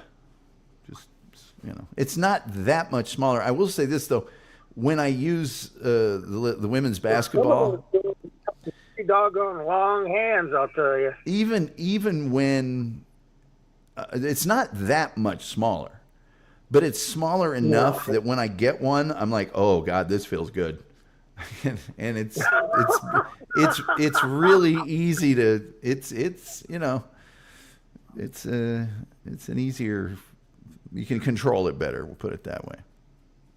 Yeah. Well, I mean, it's like throwing a smaller football too. It's a lot easier to throw it a long way accurately than it is a regular NFL ball. Well, yeah, that's just it. NFL, all those balls are different in size. Yeah. If you throw a high school ball around, and then you go to that NFL ball that's no joke. That thing's huge. No. Neither's the college one. I think it might actually be fatter than the NFL one. Maybe. I forget which one's even bigger, but none of them are the same size. Did you ever see one of those games from like the 40s or 50s and a lot of them were college games, where they use a white ball with black it's stripes the same on. ball you used for rugby Yeah. in those days. Well, no, It came from rugby anyway, really, Yeah. but that's the same ball that you used to use for rugby in those days. Terry Nee And says, then I think they used to pass just like you did in rugby, and then they started changing the game to throw the overhead pass, and that changed how the ball was, I think. Terry Nee says Tom had his hands all over women's basketballs. Well, you got that right.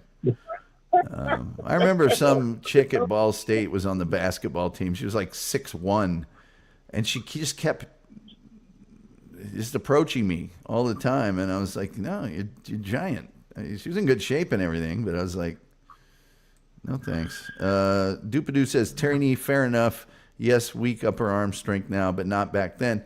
Well, no, I think it's just grip. I don't know that the arm strength had anything. It's basketball. It's not like. No, now that I think about it, 6'1" is about the height I like. Well, this girl was skinny as a rail, and she was pretty good at basketball, as I remember. I dated some skinny models. But she was a jock. It's like I'm a jock. I don't want to date a jock. You know, I just was never, you know. And plus, well, Big Red was a jock too. If you put her on the volleyball court, but she didn't play volleyball for Ball State. I'm still trying to figure out now. She also, I mean, there's two really small reasons I didn't date her. Well, Big Red didn't have that problem, so. No. And had a couple of. She had a couple of poochers. Well, I didn't want to waste all my Letterman scholar, because this was after that happened. I didn't want to waste all my Letterman scholar riz on jock girl, you know, who was always sweaty and back from practice and everything else. And I do that myself. I don't need it, you know. I'll tell you what my caption was. It was the Poochie Revolution. And what was the other one that I use all the time? Oh, Racksploitation. Well, I'm in favor of that. Turney says grip is important, and Doopadoo says jock girl. Laugh out loud. Yeah, she was a jock girl. Now, conversely, I was sort of seeing this tennis player at Ball State, who was from Fort Wayne Harding, I think, and she was gorgeous. But unfortunately, the tennis coach and all the other tennis players were what some might consider a stereotype amongst female athletes, and they were not interested in me at all. So anytime I was around her or the tennis team, it would just be all this hatred coming from the coach and all the players, because I was with this girl that they wanted but could not have. You remember that tennis coach? Looked like Vince. That tennis coach. She looked like Vince Lombardi. She was just mean, and I had her in the winter time. I had her over in Ball Gym, the old Ball Gym. I had her for badminton. And Lord, I had John Dell for badminton. And I beat her at badminton, which apparently was the wrong thing to do, because she made her happy. hated me from then on. Let's see here. You really should have.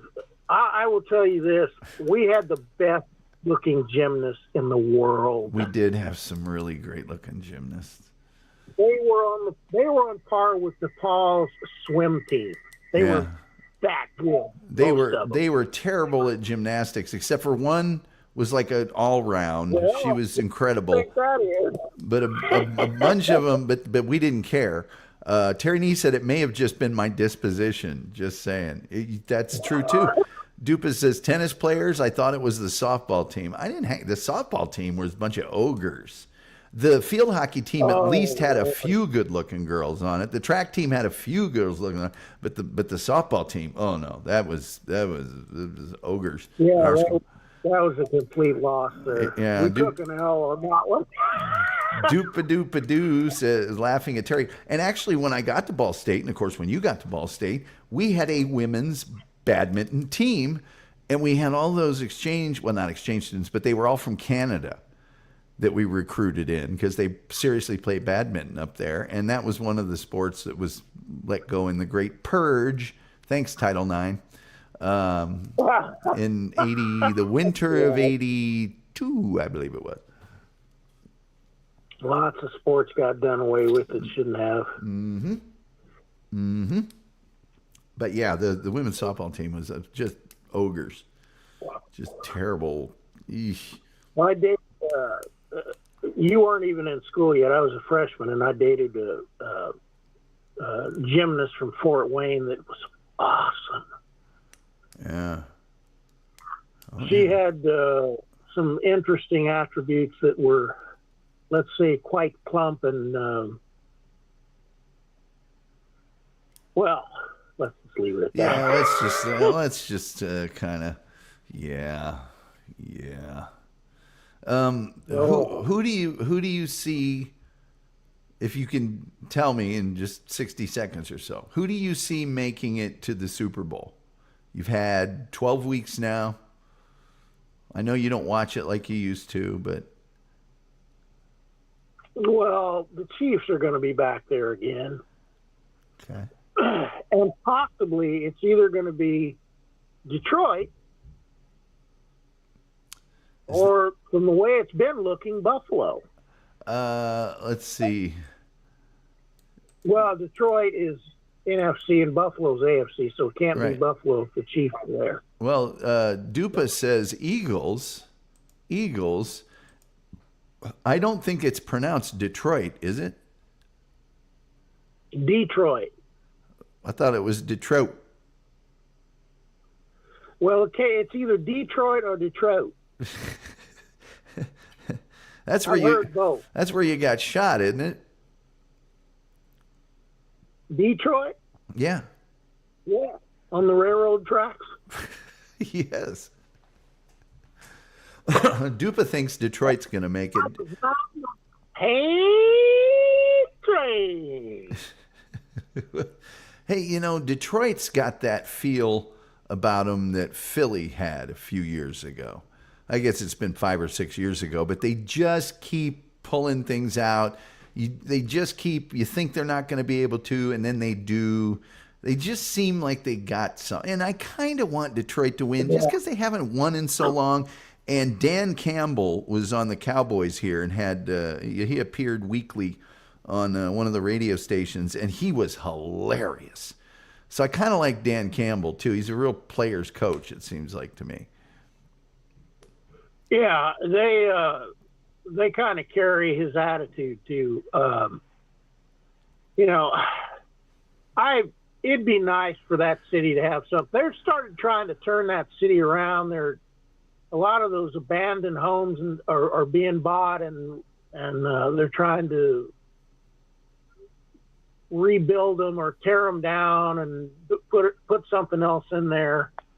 So they're trying to upgrade that city now, but it's way down from what it was. I think there's only 685,000 people there now. Yeah, they all moved out to the suburbs. Badoo says Detroit's like the 2017 Eagles, and she also says she'd like to see Buffalo win a Super Bowl. Buffalo can never win a Super Bowl. And one of the reasons why is Carl from Who Are These Podcasts loves them, and I just don't want to hear it. But I think it's better if Buffalo never wins it. It's like Susan Lucci, or it's better if they always lose it. Oh, Terry Nee says Detroitistan. That's kind of true too. All the Chaldeans. Now the problem there is that everybody's making. I watched this guy's show.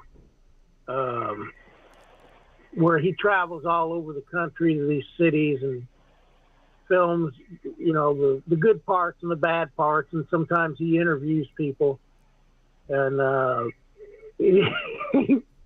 one of the shows was from. I actually had, I think, a couple from Detroit, and he had picked up this guy that he met on the street, and the guy took him to the house, and he just bought a 2-story house for $1,000, and he showed him out all the work that he was going to have to do, and that's who he drove around most of the city with. And there was a big argument in the comments about which was the worst side of town. And he said, well, you can talk to the people on the south side, they'll say it's the north side. And the people on the north side say it's the west side. And people on the west side say it. And I said, no, I'm going to clear this up. It's the east side and always has been, just like the south side of Chicago. Yeah.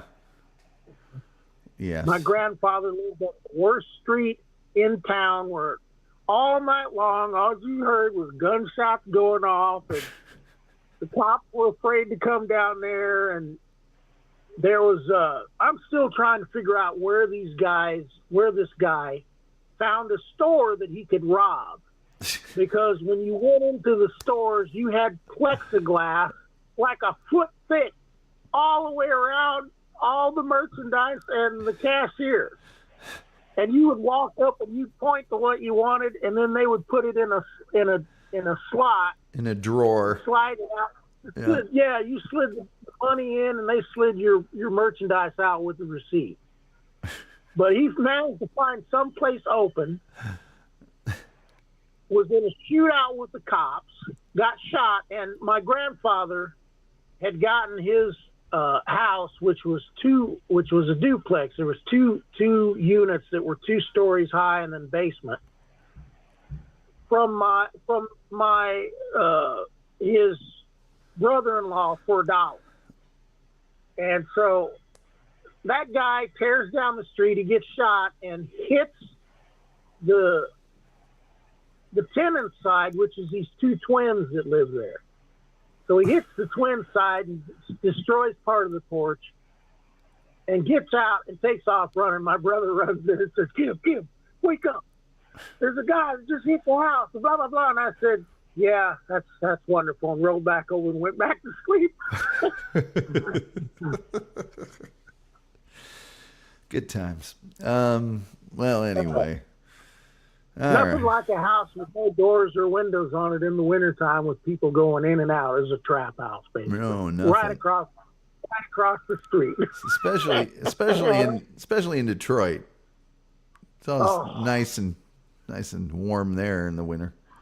But anyway, well, I already get off of this thing, and I got to send the link to Ed Robertson for tomorrow's FBI show, and then I have to study all day because he's not a joke, man. He's like a serious dude. I got to really, I don't know what I'm talking about here. I gotta break down your Ephraim Zimbalist Junior. Yeah, Ephraim Zimbalist Jr. Hey now. Life story of bio. Stephanie Zimbalist. Huh? So he's done, let's see here. Oh, yeah, his daughter was cute.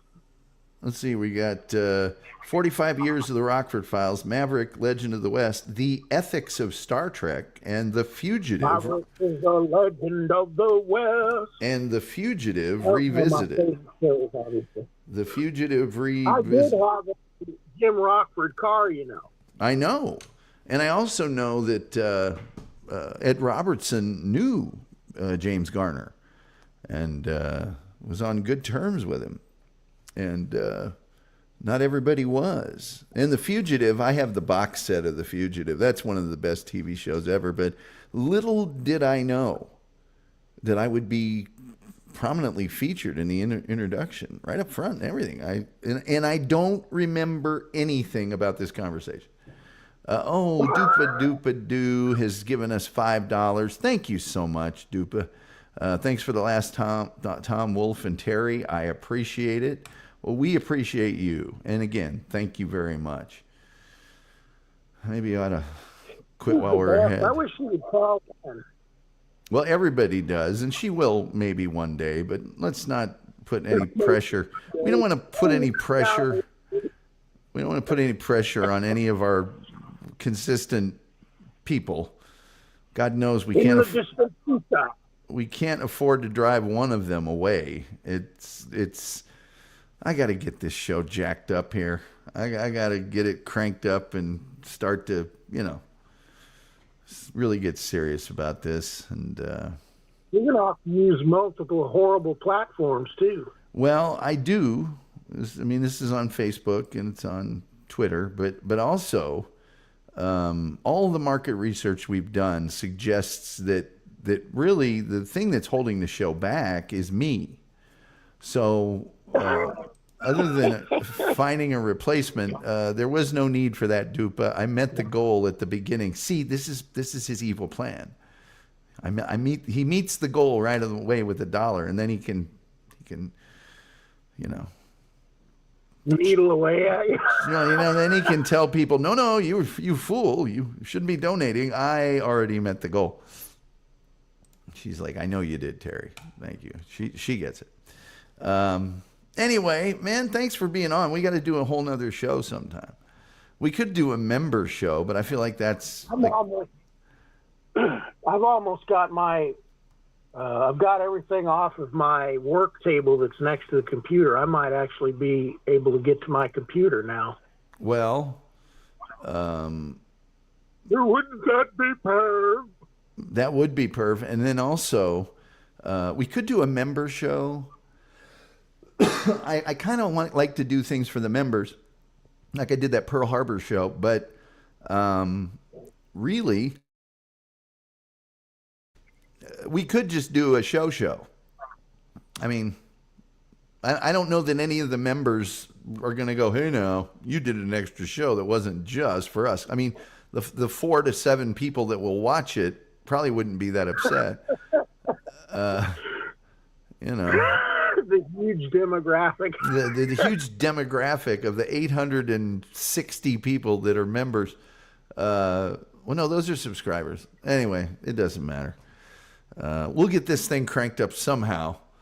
And, people, then they'll really enjoy it. They'll love it.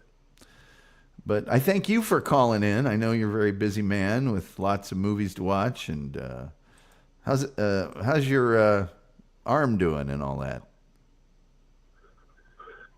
It's a little bit better. It's less numb, and I've almost gotten my fingers to bend. Yeah. I still have 2 fingers that won't bend. They're close though. Well, they're like You sound like Blind Pew for a second there, but I told you right out of the gate. It's like, you're going to be fine. You'll get through this. You always do. You'll love this. When I was in pain all the time and really messed up in the hospital, that's how because I can't really, everybody else screams, I go, oh! Every time. I don't say anything. Believe me, you would have to say something. With that kind of pain, you definitely would do something. Yeah. Oh. I put all my thing into not saying something. So I guess that's saying something. I don't know. I don't. I can't even. The pain that I was in is beyond. It's like you just have somebody holding a torch under your legs and arms all the time. And if somebody touches you, it feels like they cranked the juice up on it a little bit. Oh man! Well, and the needles. I had a terrible nurse come in to take blood. She was horrible. Everybody said I should have just, complained about her and gotten her canned. But she took my left arm. I said, no, don't use that arm. Use the right one.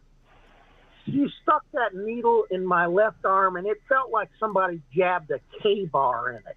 It was unbelievably painful.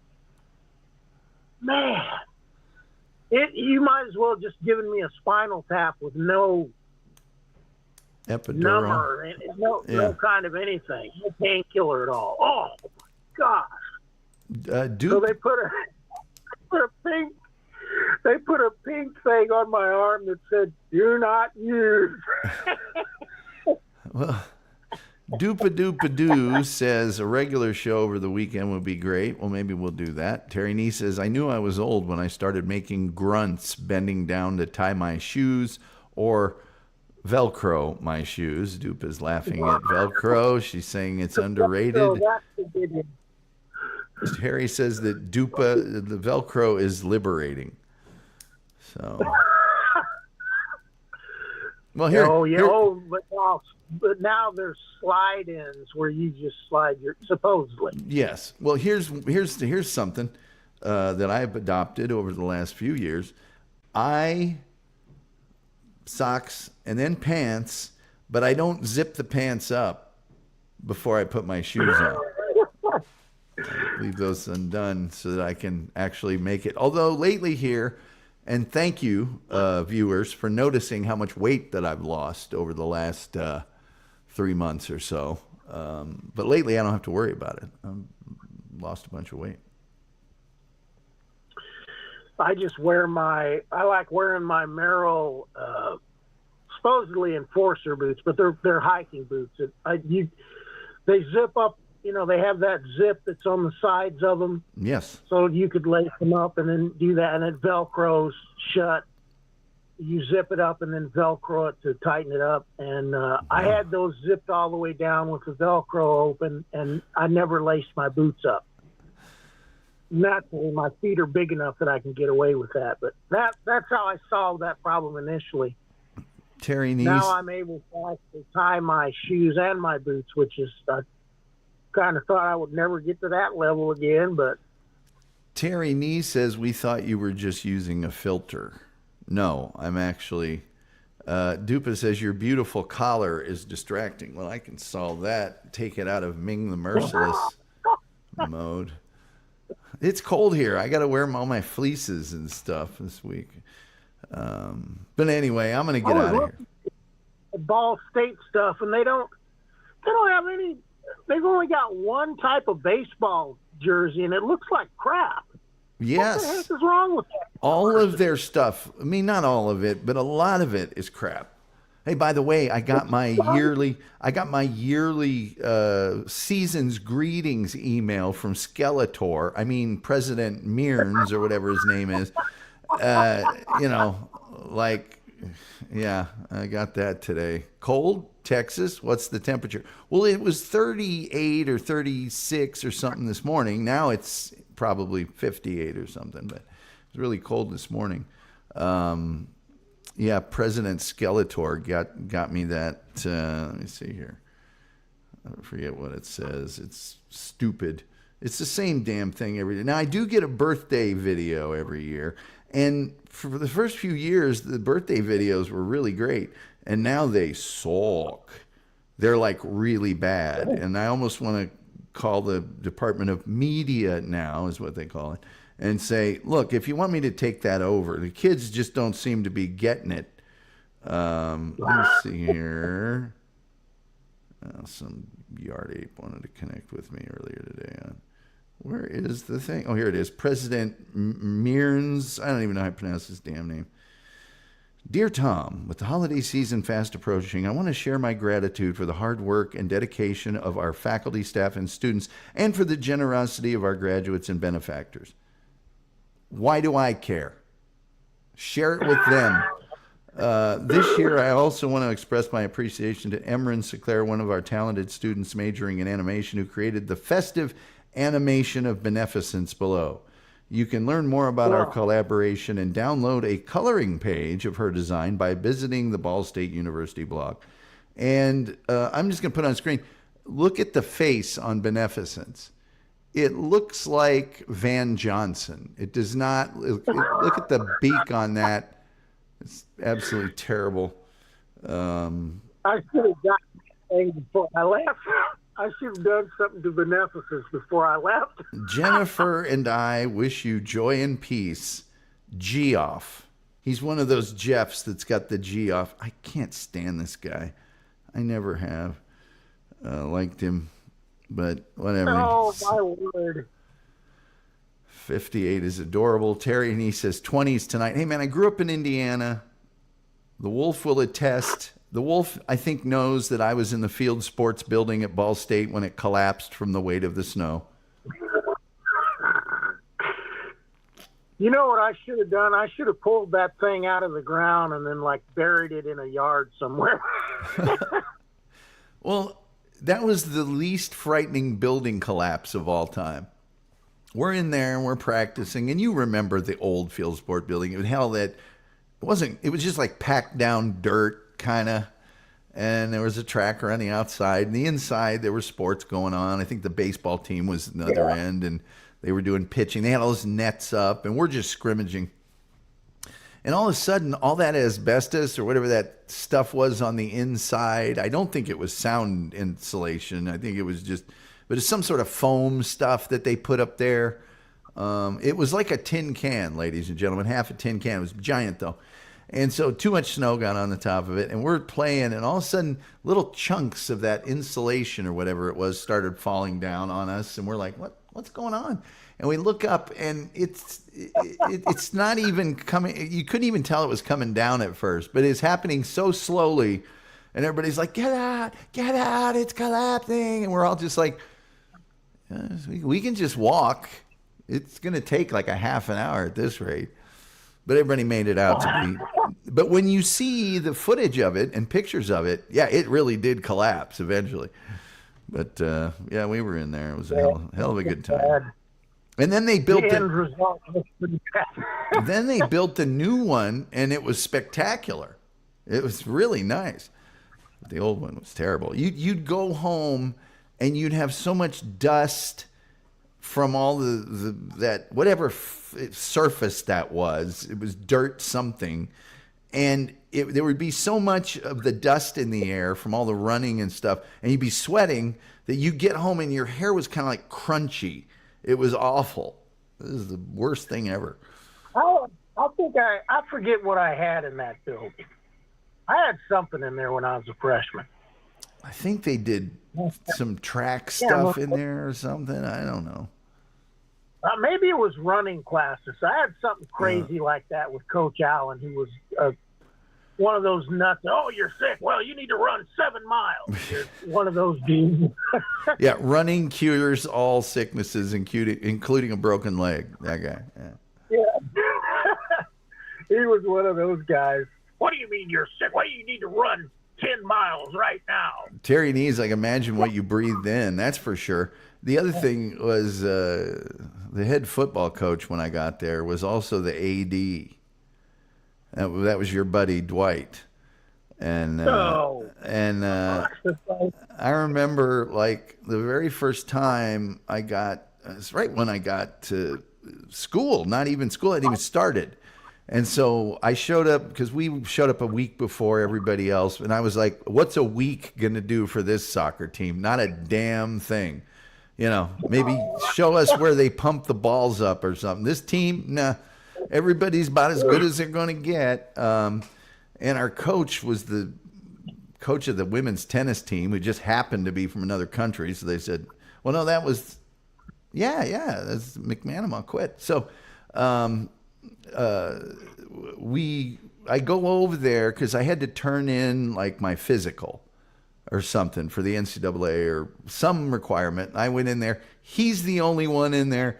And I walk in, he's sitting there, his legs are up. It's summer. I mean, fine. He's wearing those dumb football coach shorts and some polo with Ball State football on it. One color, of course, just a white, no embroidering, none of that.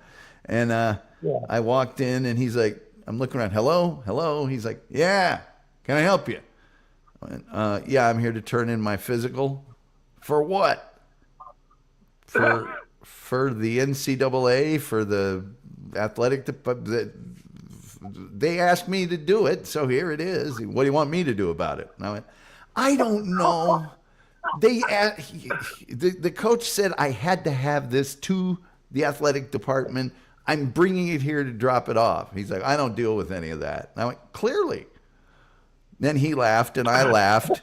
He goes, put it in the inbox and Shirley will get to it or whatever. So I threw it in there and left. Apparently there was no problems, but he was really a switched on guy. I don't know why they finished 3-8 that year. You know what? The only reason he got where he was is because he had great assistants. I mean, those dudes were something else. Well, he was, and they were nuts. He was an assistant, right? I mean, wasn't there another coach there that had the big teams, and he was like the defensive coordinator? And so when that guy left, he got the job. I don't remember. Coach Gill was a coordinator when I was there. When I got there, I can't remember who. I never remember the name of the head coaches because I never talked to them. I met that guy. Here's what it was a situation just like you described, Dolly. I walked up and he's sitting there and he said, "My God." And I said, "What?" And he said, "Son, you've got arms bigger than our linemen." And that's it. That's all he had to say. Yeah, I mean, I don't know. I mean, in his defense, and at the time, I knew, soccer was not the most popular sport in 1981 on the face of the planet, and I'm sure even at Ball State, he was just like, "Oh God, can't we just make this an intramural sport and be done with it?" But I also know that at least once a year, one of the football coaches would come by and go, "Anybody here want to kick a football? Anybody here know how to kick a football?" So that's about all they had. And it was always great to be playing our scheduled matches at the same time as the football team with like drunk people that had parked, because we were in that parking lot right across the street. I mean, there was our field. And, having drunk people accidentally wandering onto the field, and, we'd be warming up and the band would start playing the fight song in the football stadium. So we could faintly hear it and feel like we were part of the school too for just a few seconds. And then we'd go into the locker room and the guy there would tell us none of our practice jerseys or any of our stuff had been washed. And, and we'd realize, okay, we know where we sit. And then finally we got a student manager that did it for us. And even then he's like, "Guys, I'm sorry. Football team had all the washers and dryers. I'll have your stuff tomorrow." But, and they had all those guys that were, and girls that were studying how to be trainers. And there was one of those dudes that was like just dying to put his hands on other dudes. And, I remember we had a lot of stuff like that going on. Plus the Human Performance Lab, y'all had all those kind of pervs running around too. Yeah. Some of which I used to have one of them analyze my diet and crap, and everything that they tell you to do now I was doing, and he said I was going to have a heart attack. So that tells you how that went. Well, Dupa asks how many years did you play football and soccer at Ball State? Wolf did not play soccer at Ball State. He played football. I played soccer. And then she asked, did I ever play football in high school or college? Well, I went to a high school that was a kind of a power in football. And I just power. And I played for one season, and as you might imagine, was kicking and punting. So I wasn't that into football, and that was as a freshman, so it wasn't even on the big team. So, yeah, that's what happened there. I got absolutely. Go ahead. Sorry. Wolf got angry with the head coach, so his career at football was very short. Well, I got absolutely trucked one time on a kickoff Normally, you just kind of hang out, and somebody will eventually come over and stand next to you, or whatever, unless there's a big run back. And that never happened to our team, so there was nothing to worry about. But one game, nobody came over and stood by me, and I start running down the field like, hey, well, this is kind of cool. This is pretty groovy. And then the guy broke out of the coverage and ran straight at me like a bull in a field, and I didn't know what to do, so I was like paralyzed, and I tried to tackle him and put my head down, and he put his head down and split my helmet right in half. Because it was it was one of those kickers helmets with the one bar. I remember bitching about that one bar the whole time. Man, you can't give me one bar. Come on, give me a regular thing. I'll be able to see. You're a kicker. You're going to wear one bar. But when it's split in half, then they got me a regular one. But I was, yeah. And I did throw a really long touchdown pass. It was on a fake punt, and I threw the ball about 10 feet. And then the guy ran the whole rest of the way. And by the way, because I was the punter, there was a dude heading straight at me like a freight train. It was against Warren Central. And he completely decleated me and landed on top of me. He was giant, and sweat was pouring through his face mask onto my face. And he kept saying, I stick you. And I was looking up at him like, yeah, I think everybody knows that. And I'm trying to catch my breath. And we both hear the slow, the crowd going crazy as the guy runs for this 80 whatever yard. And he turned his head and looked back like, oh, something going on. And then he got off me, and I walked over to the sidelines while the other guy got all the pats on the back, and rightfully so. I didn't do anything. I just sat there with a big cut on my forehead, big scrape going, yeah, I'm so happy to be part of the team. I remember Dullahan left, and they got a new coach, and you guys got our kicker up at Ball State. And so they were looking, and this guy told me, he goes, like, you come out for the football team, you're going to play a position. I've seen you catch the ball, you got goalkeeping stuff, you can be a wide receiver. I went, or a tight end or something. And I went, tight end? Really? This body? Are you kidding me? Because at the time, I couldn't have played tight end. I suppose at some point I could have played tight end if I'd have done the right workouts and ate the right diet. But at this point, it was like, no, it'll be flanker or something like that. And I had seen the drills that they did, the out routes and stuff. And believe me, those guys trying to make defensive backs on the team didn't have any problem putting a helmet in your rib cage to make the team. And I just went, let me ask you something. As far as playing another position, because I didn't have to before. And I go, you're down by 2 and you're on the 35-yard line with 3 seconds left. What are you going to do? And he goes, well, you're going to trot your happy little ass out there and kick a field goal. And I went, yeah, I forgot to tell you, my ribs are broken because you want me to play receiver. I don't think I'm playing any more football here. And that was the end of my football career. Here's a good one. Serious questions for Tom and Wolf. How many concussions? Why don't you go first and tell me how many concussions you got and how many you gave? Well, Dupa, I got 0 concussions and gave out probably 30 or 40. I, on the other hand, I did get some concussions. They were all from indoor soccer.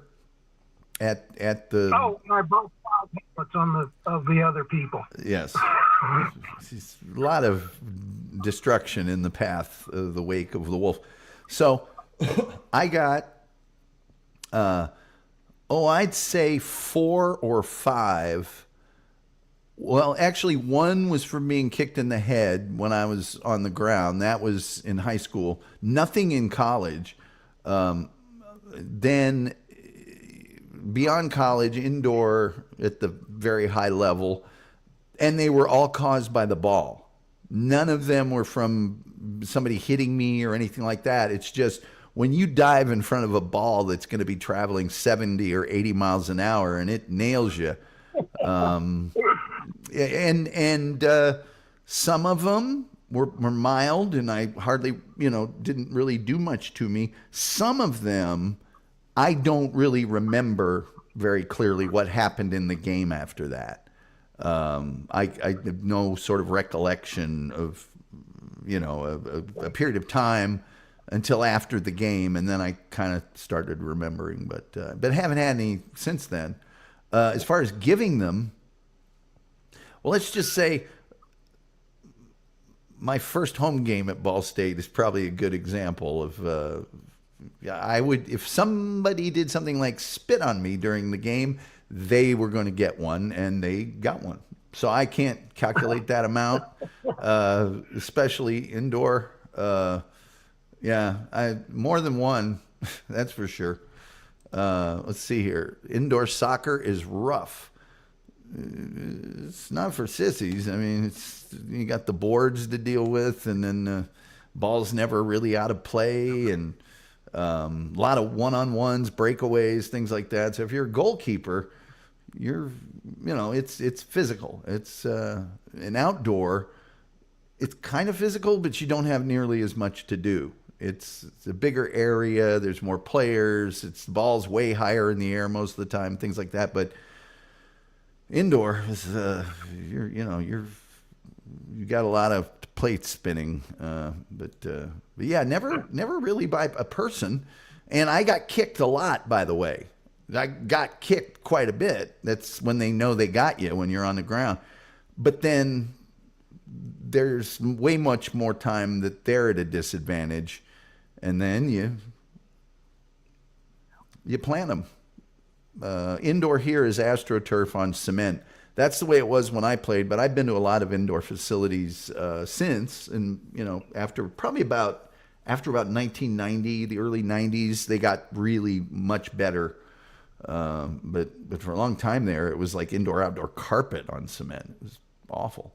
Oh, that stuff is awful. I hated playing on that crap. Yeah, I don't know anybody that likes it, really. And in indoor, you're just going to have to play on it. But we got, one of the places in Indianapolis got the old University of Illinois, a big section of their football field. And it was absolutely, compared to what we had been playing on, it was cushioned, and the turf itself was good. It wasn't all worn off and stuff. It was fabulous. But even then, you hated playing on it. I've seen guys just backing up, just taking steps backwards, and catch their heel on the AstroTurf and take out their ACL. And I'm like, what's the deal? What happened? What's going on? And they're just like screaming in pain and, oh my God, I can't straighten my leg, all that other thing. And it doesn't take much. When you plant your foot on that and put your full weight on it, take a shot or something, it's not going anywhere. So if a dude clocks you on that foot, on that leg, the ankle, the shin, whatever it is, you're taking the full brunt of it. Whereas on grass, you got some give there, No, that stuff is awful. It wasn't as bad for me because I had a pad covering every inch of my body, usually filled with water. You look like Chuck Muncie. Yeah, the burns and the, turf toe and all that. Oh God. That stuff was, man, in soccer, you'd see a guy dive or slide, and you would just go, that guy, not tomorrow, but the next day in the shower, that's a burn. That is a heat burn. It is a burn. It's a scrape, yes, but when you slide on that stuff, it creates a burn. And so the first day, it's like sliding on a regular carpet and getting burned. Yeah, basically. The first day you're fine. The second day in the shower, you're going to be losing some serious layers of skin only if you're lucky. And it's just that awful, it's just oozy, terrible. God, I hate that stuff. But again, in indoor, Most people are bruised up too from falling on it. I avoided that because I did have all those pads. But most guys were all bruised up. Their elbows were messed up, and I used to wear these long stirruped indoor soccer pants, and then at a certain point, maybe I had just washed them too many times. They were obviously a severe non-natural fiber. I one time went, I'm just going to wear long shorts out here and high socks, and it was way better. It was way better because I had much more mobility. And then I quit wearing them. Plus, I always felt like I was a ski instructor when I was wearing that crap. Capri pants. I felt like I was Laura Petrie on the Dick Van Dyke Show. These are so. When you're playing indoor soccer, I guess they look cool. But if you're doing something else, they look just dumb. But anyway, all right, I'm gonna get out of here. I got a bunch of stuff to do. I'm sure you do too. Dupe is laughing at us. We got 3 people watching now. We might as well call it. But I appreciate you calling in as all. Oh, wait a minute. Wolf, what position or positions did you play? I was always a running back, and once in high school I played nose man and ruined the other team's offense. Yeah. The Wolf. That was an interesting game. I refused. I told the head coach, I'm not blocking and running the ball at the same time anymore. I'm not going in there. And it was a Terre Haute team. They were killing us. Like 40. This is when I was because I started varsity when I was a freshman. I played varsity. I played freshman, junior varsity, and varsity all at the same time, which of course was not legal. But anyway, and Schulte was killing us like 46-7 or some crap. I said, look, I'm sick and tired of blocking and running the ball at the same time. I'm not going back in there. And so he was frustrated because I wouldn't go back in. And I was the only offense they had when I was in there. So one time he said, Warfield, get in there, nose man. And I said, okay. And I destroyed the center, the quarterback. They couldn't run the ball. They couldn't pass the ball. But most of the time, they couldn't even get a handoff. And for the quarter I was in, I had something like 8 tackles and ruined their offense. And then I went back off the field. All right, then. So that was my stint at nose man. And the rest of the time, I was just always a running back from – I don't think I ever – I think I might have – I think I might have played corner one time, but I was too short for that. Yeah. I was only like, in those days, I was about 5'6". And yes, I had the sprint record and all that crap, and I could dunk a basketball and all that. But, you can put a 5'6" guy against somebody Tom's height, and there's not a lot you can do. So I just always stayed off of defense because it was pointless for me to go in there. I was too small. Yeah. So I was a running back, and at Ball State, they put me at fullback because I crushed people when I blocked, but I still ran the ball. So, and I still caught passes. So our offense was geared that whether you were running back or the fullback, the plays were the exact same. You just changed what you were going to do by making a color audible during the quarterback's calling. So if it was me, it would be red or orange or something like that. But it was the same play call. So I did everything the running back did, except I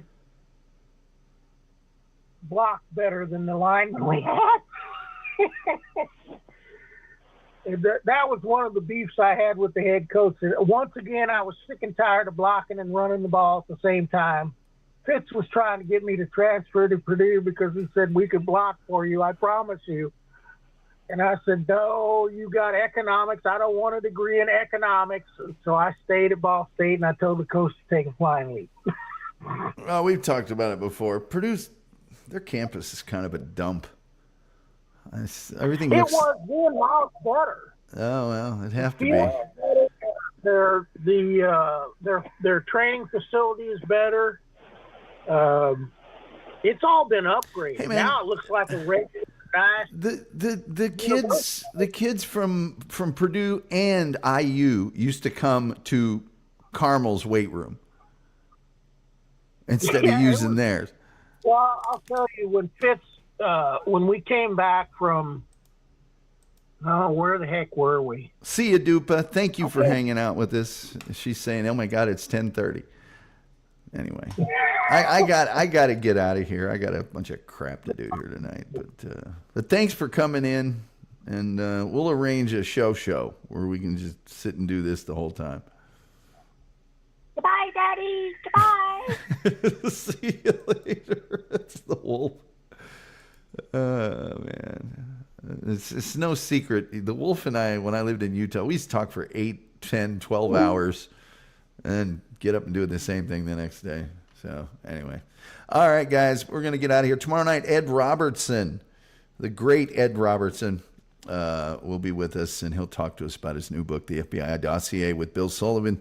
And with all that being said, till next time, whoops.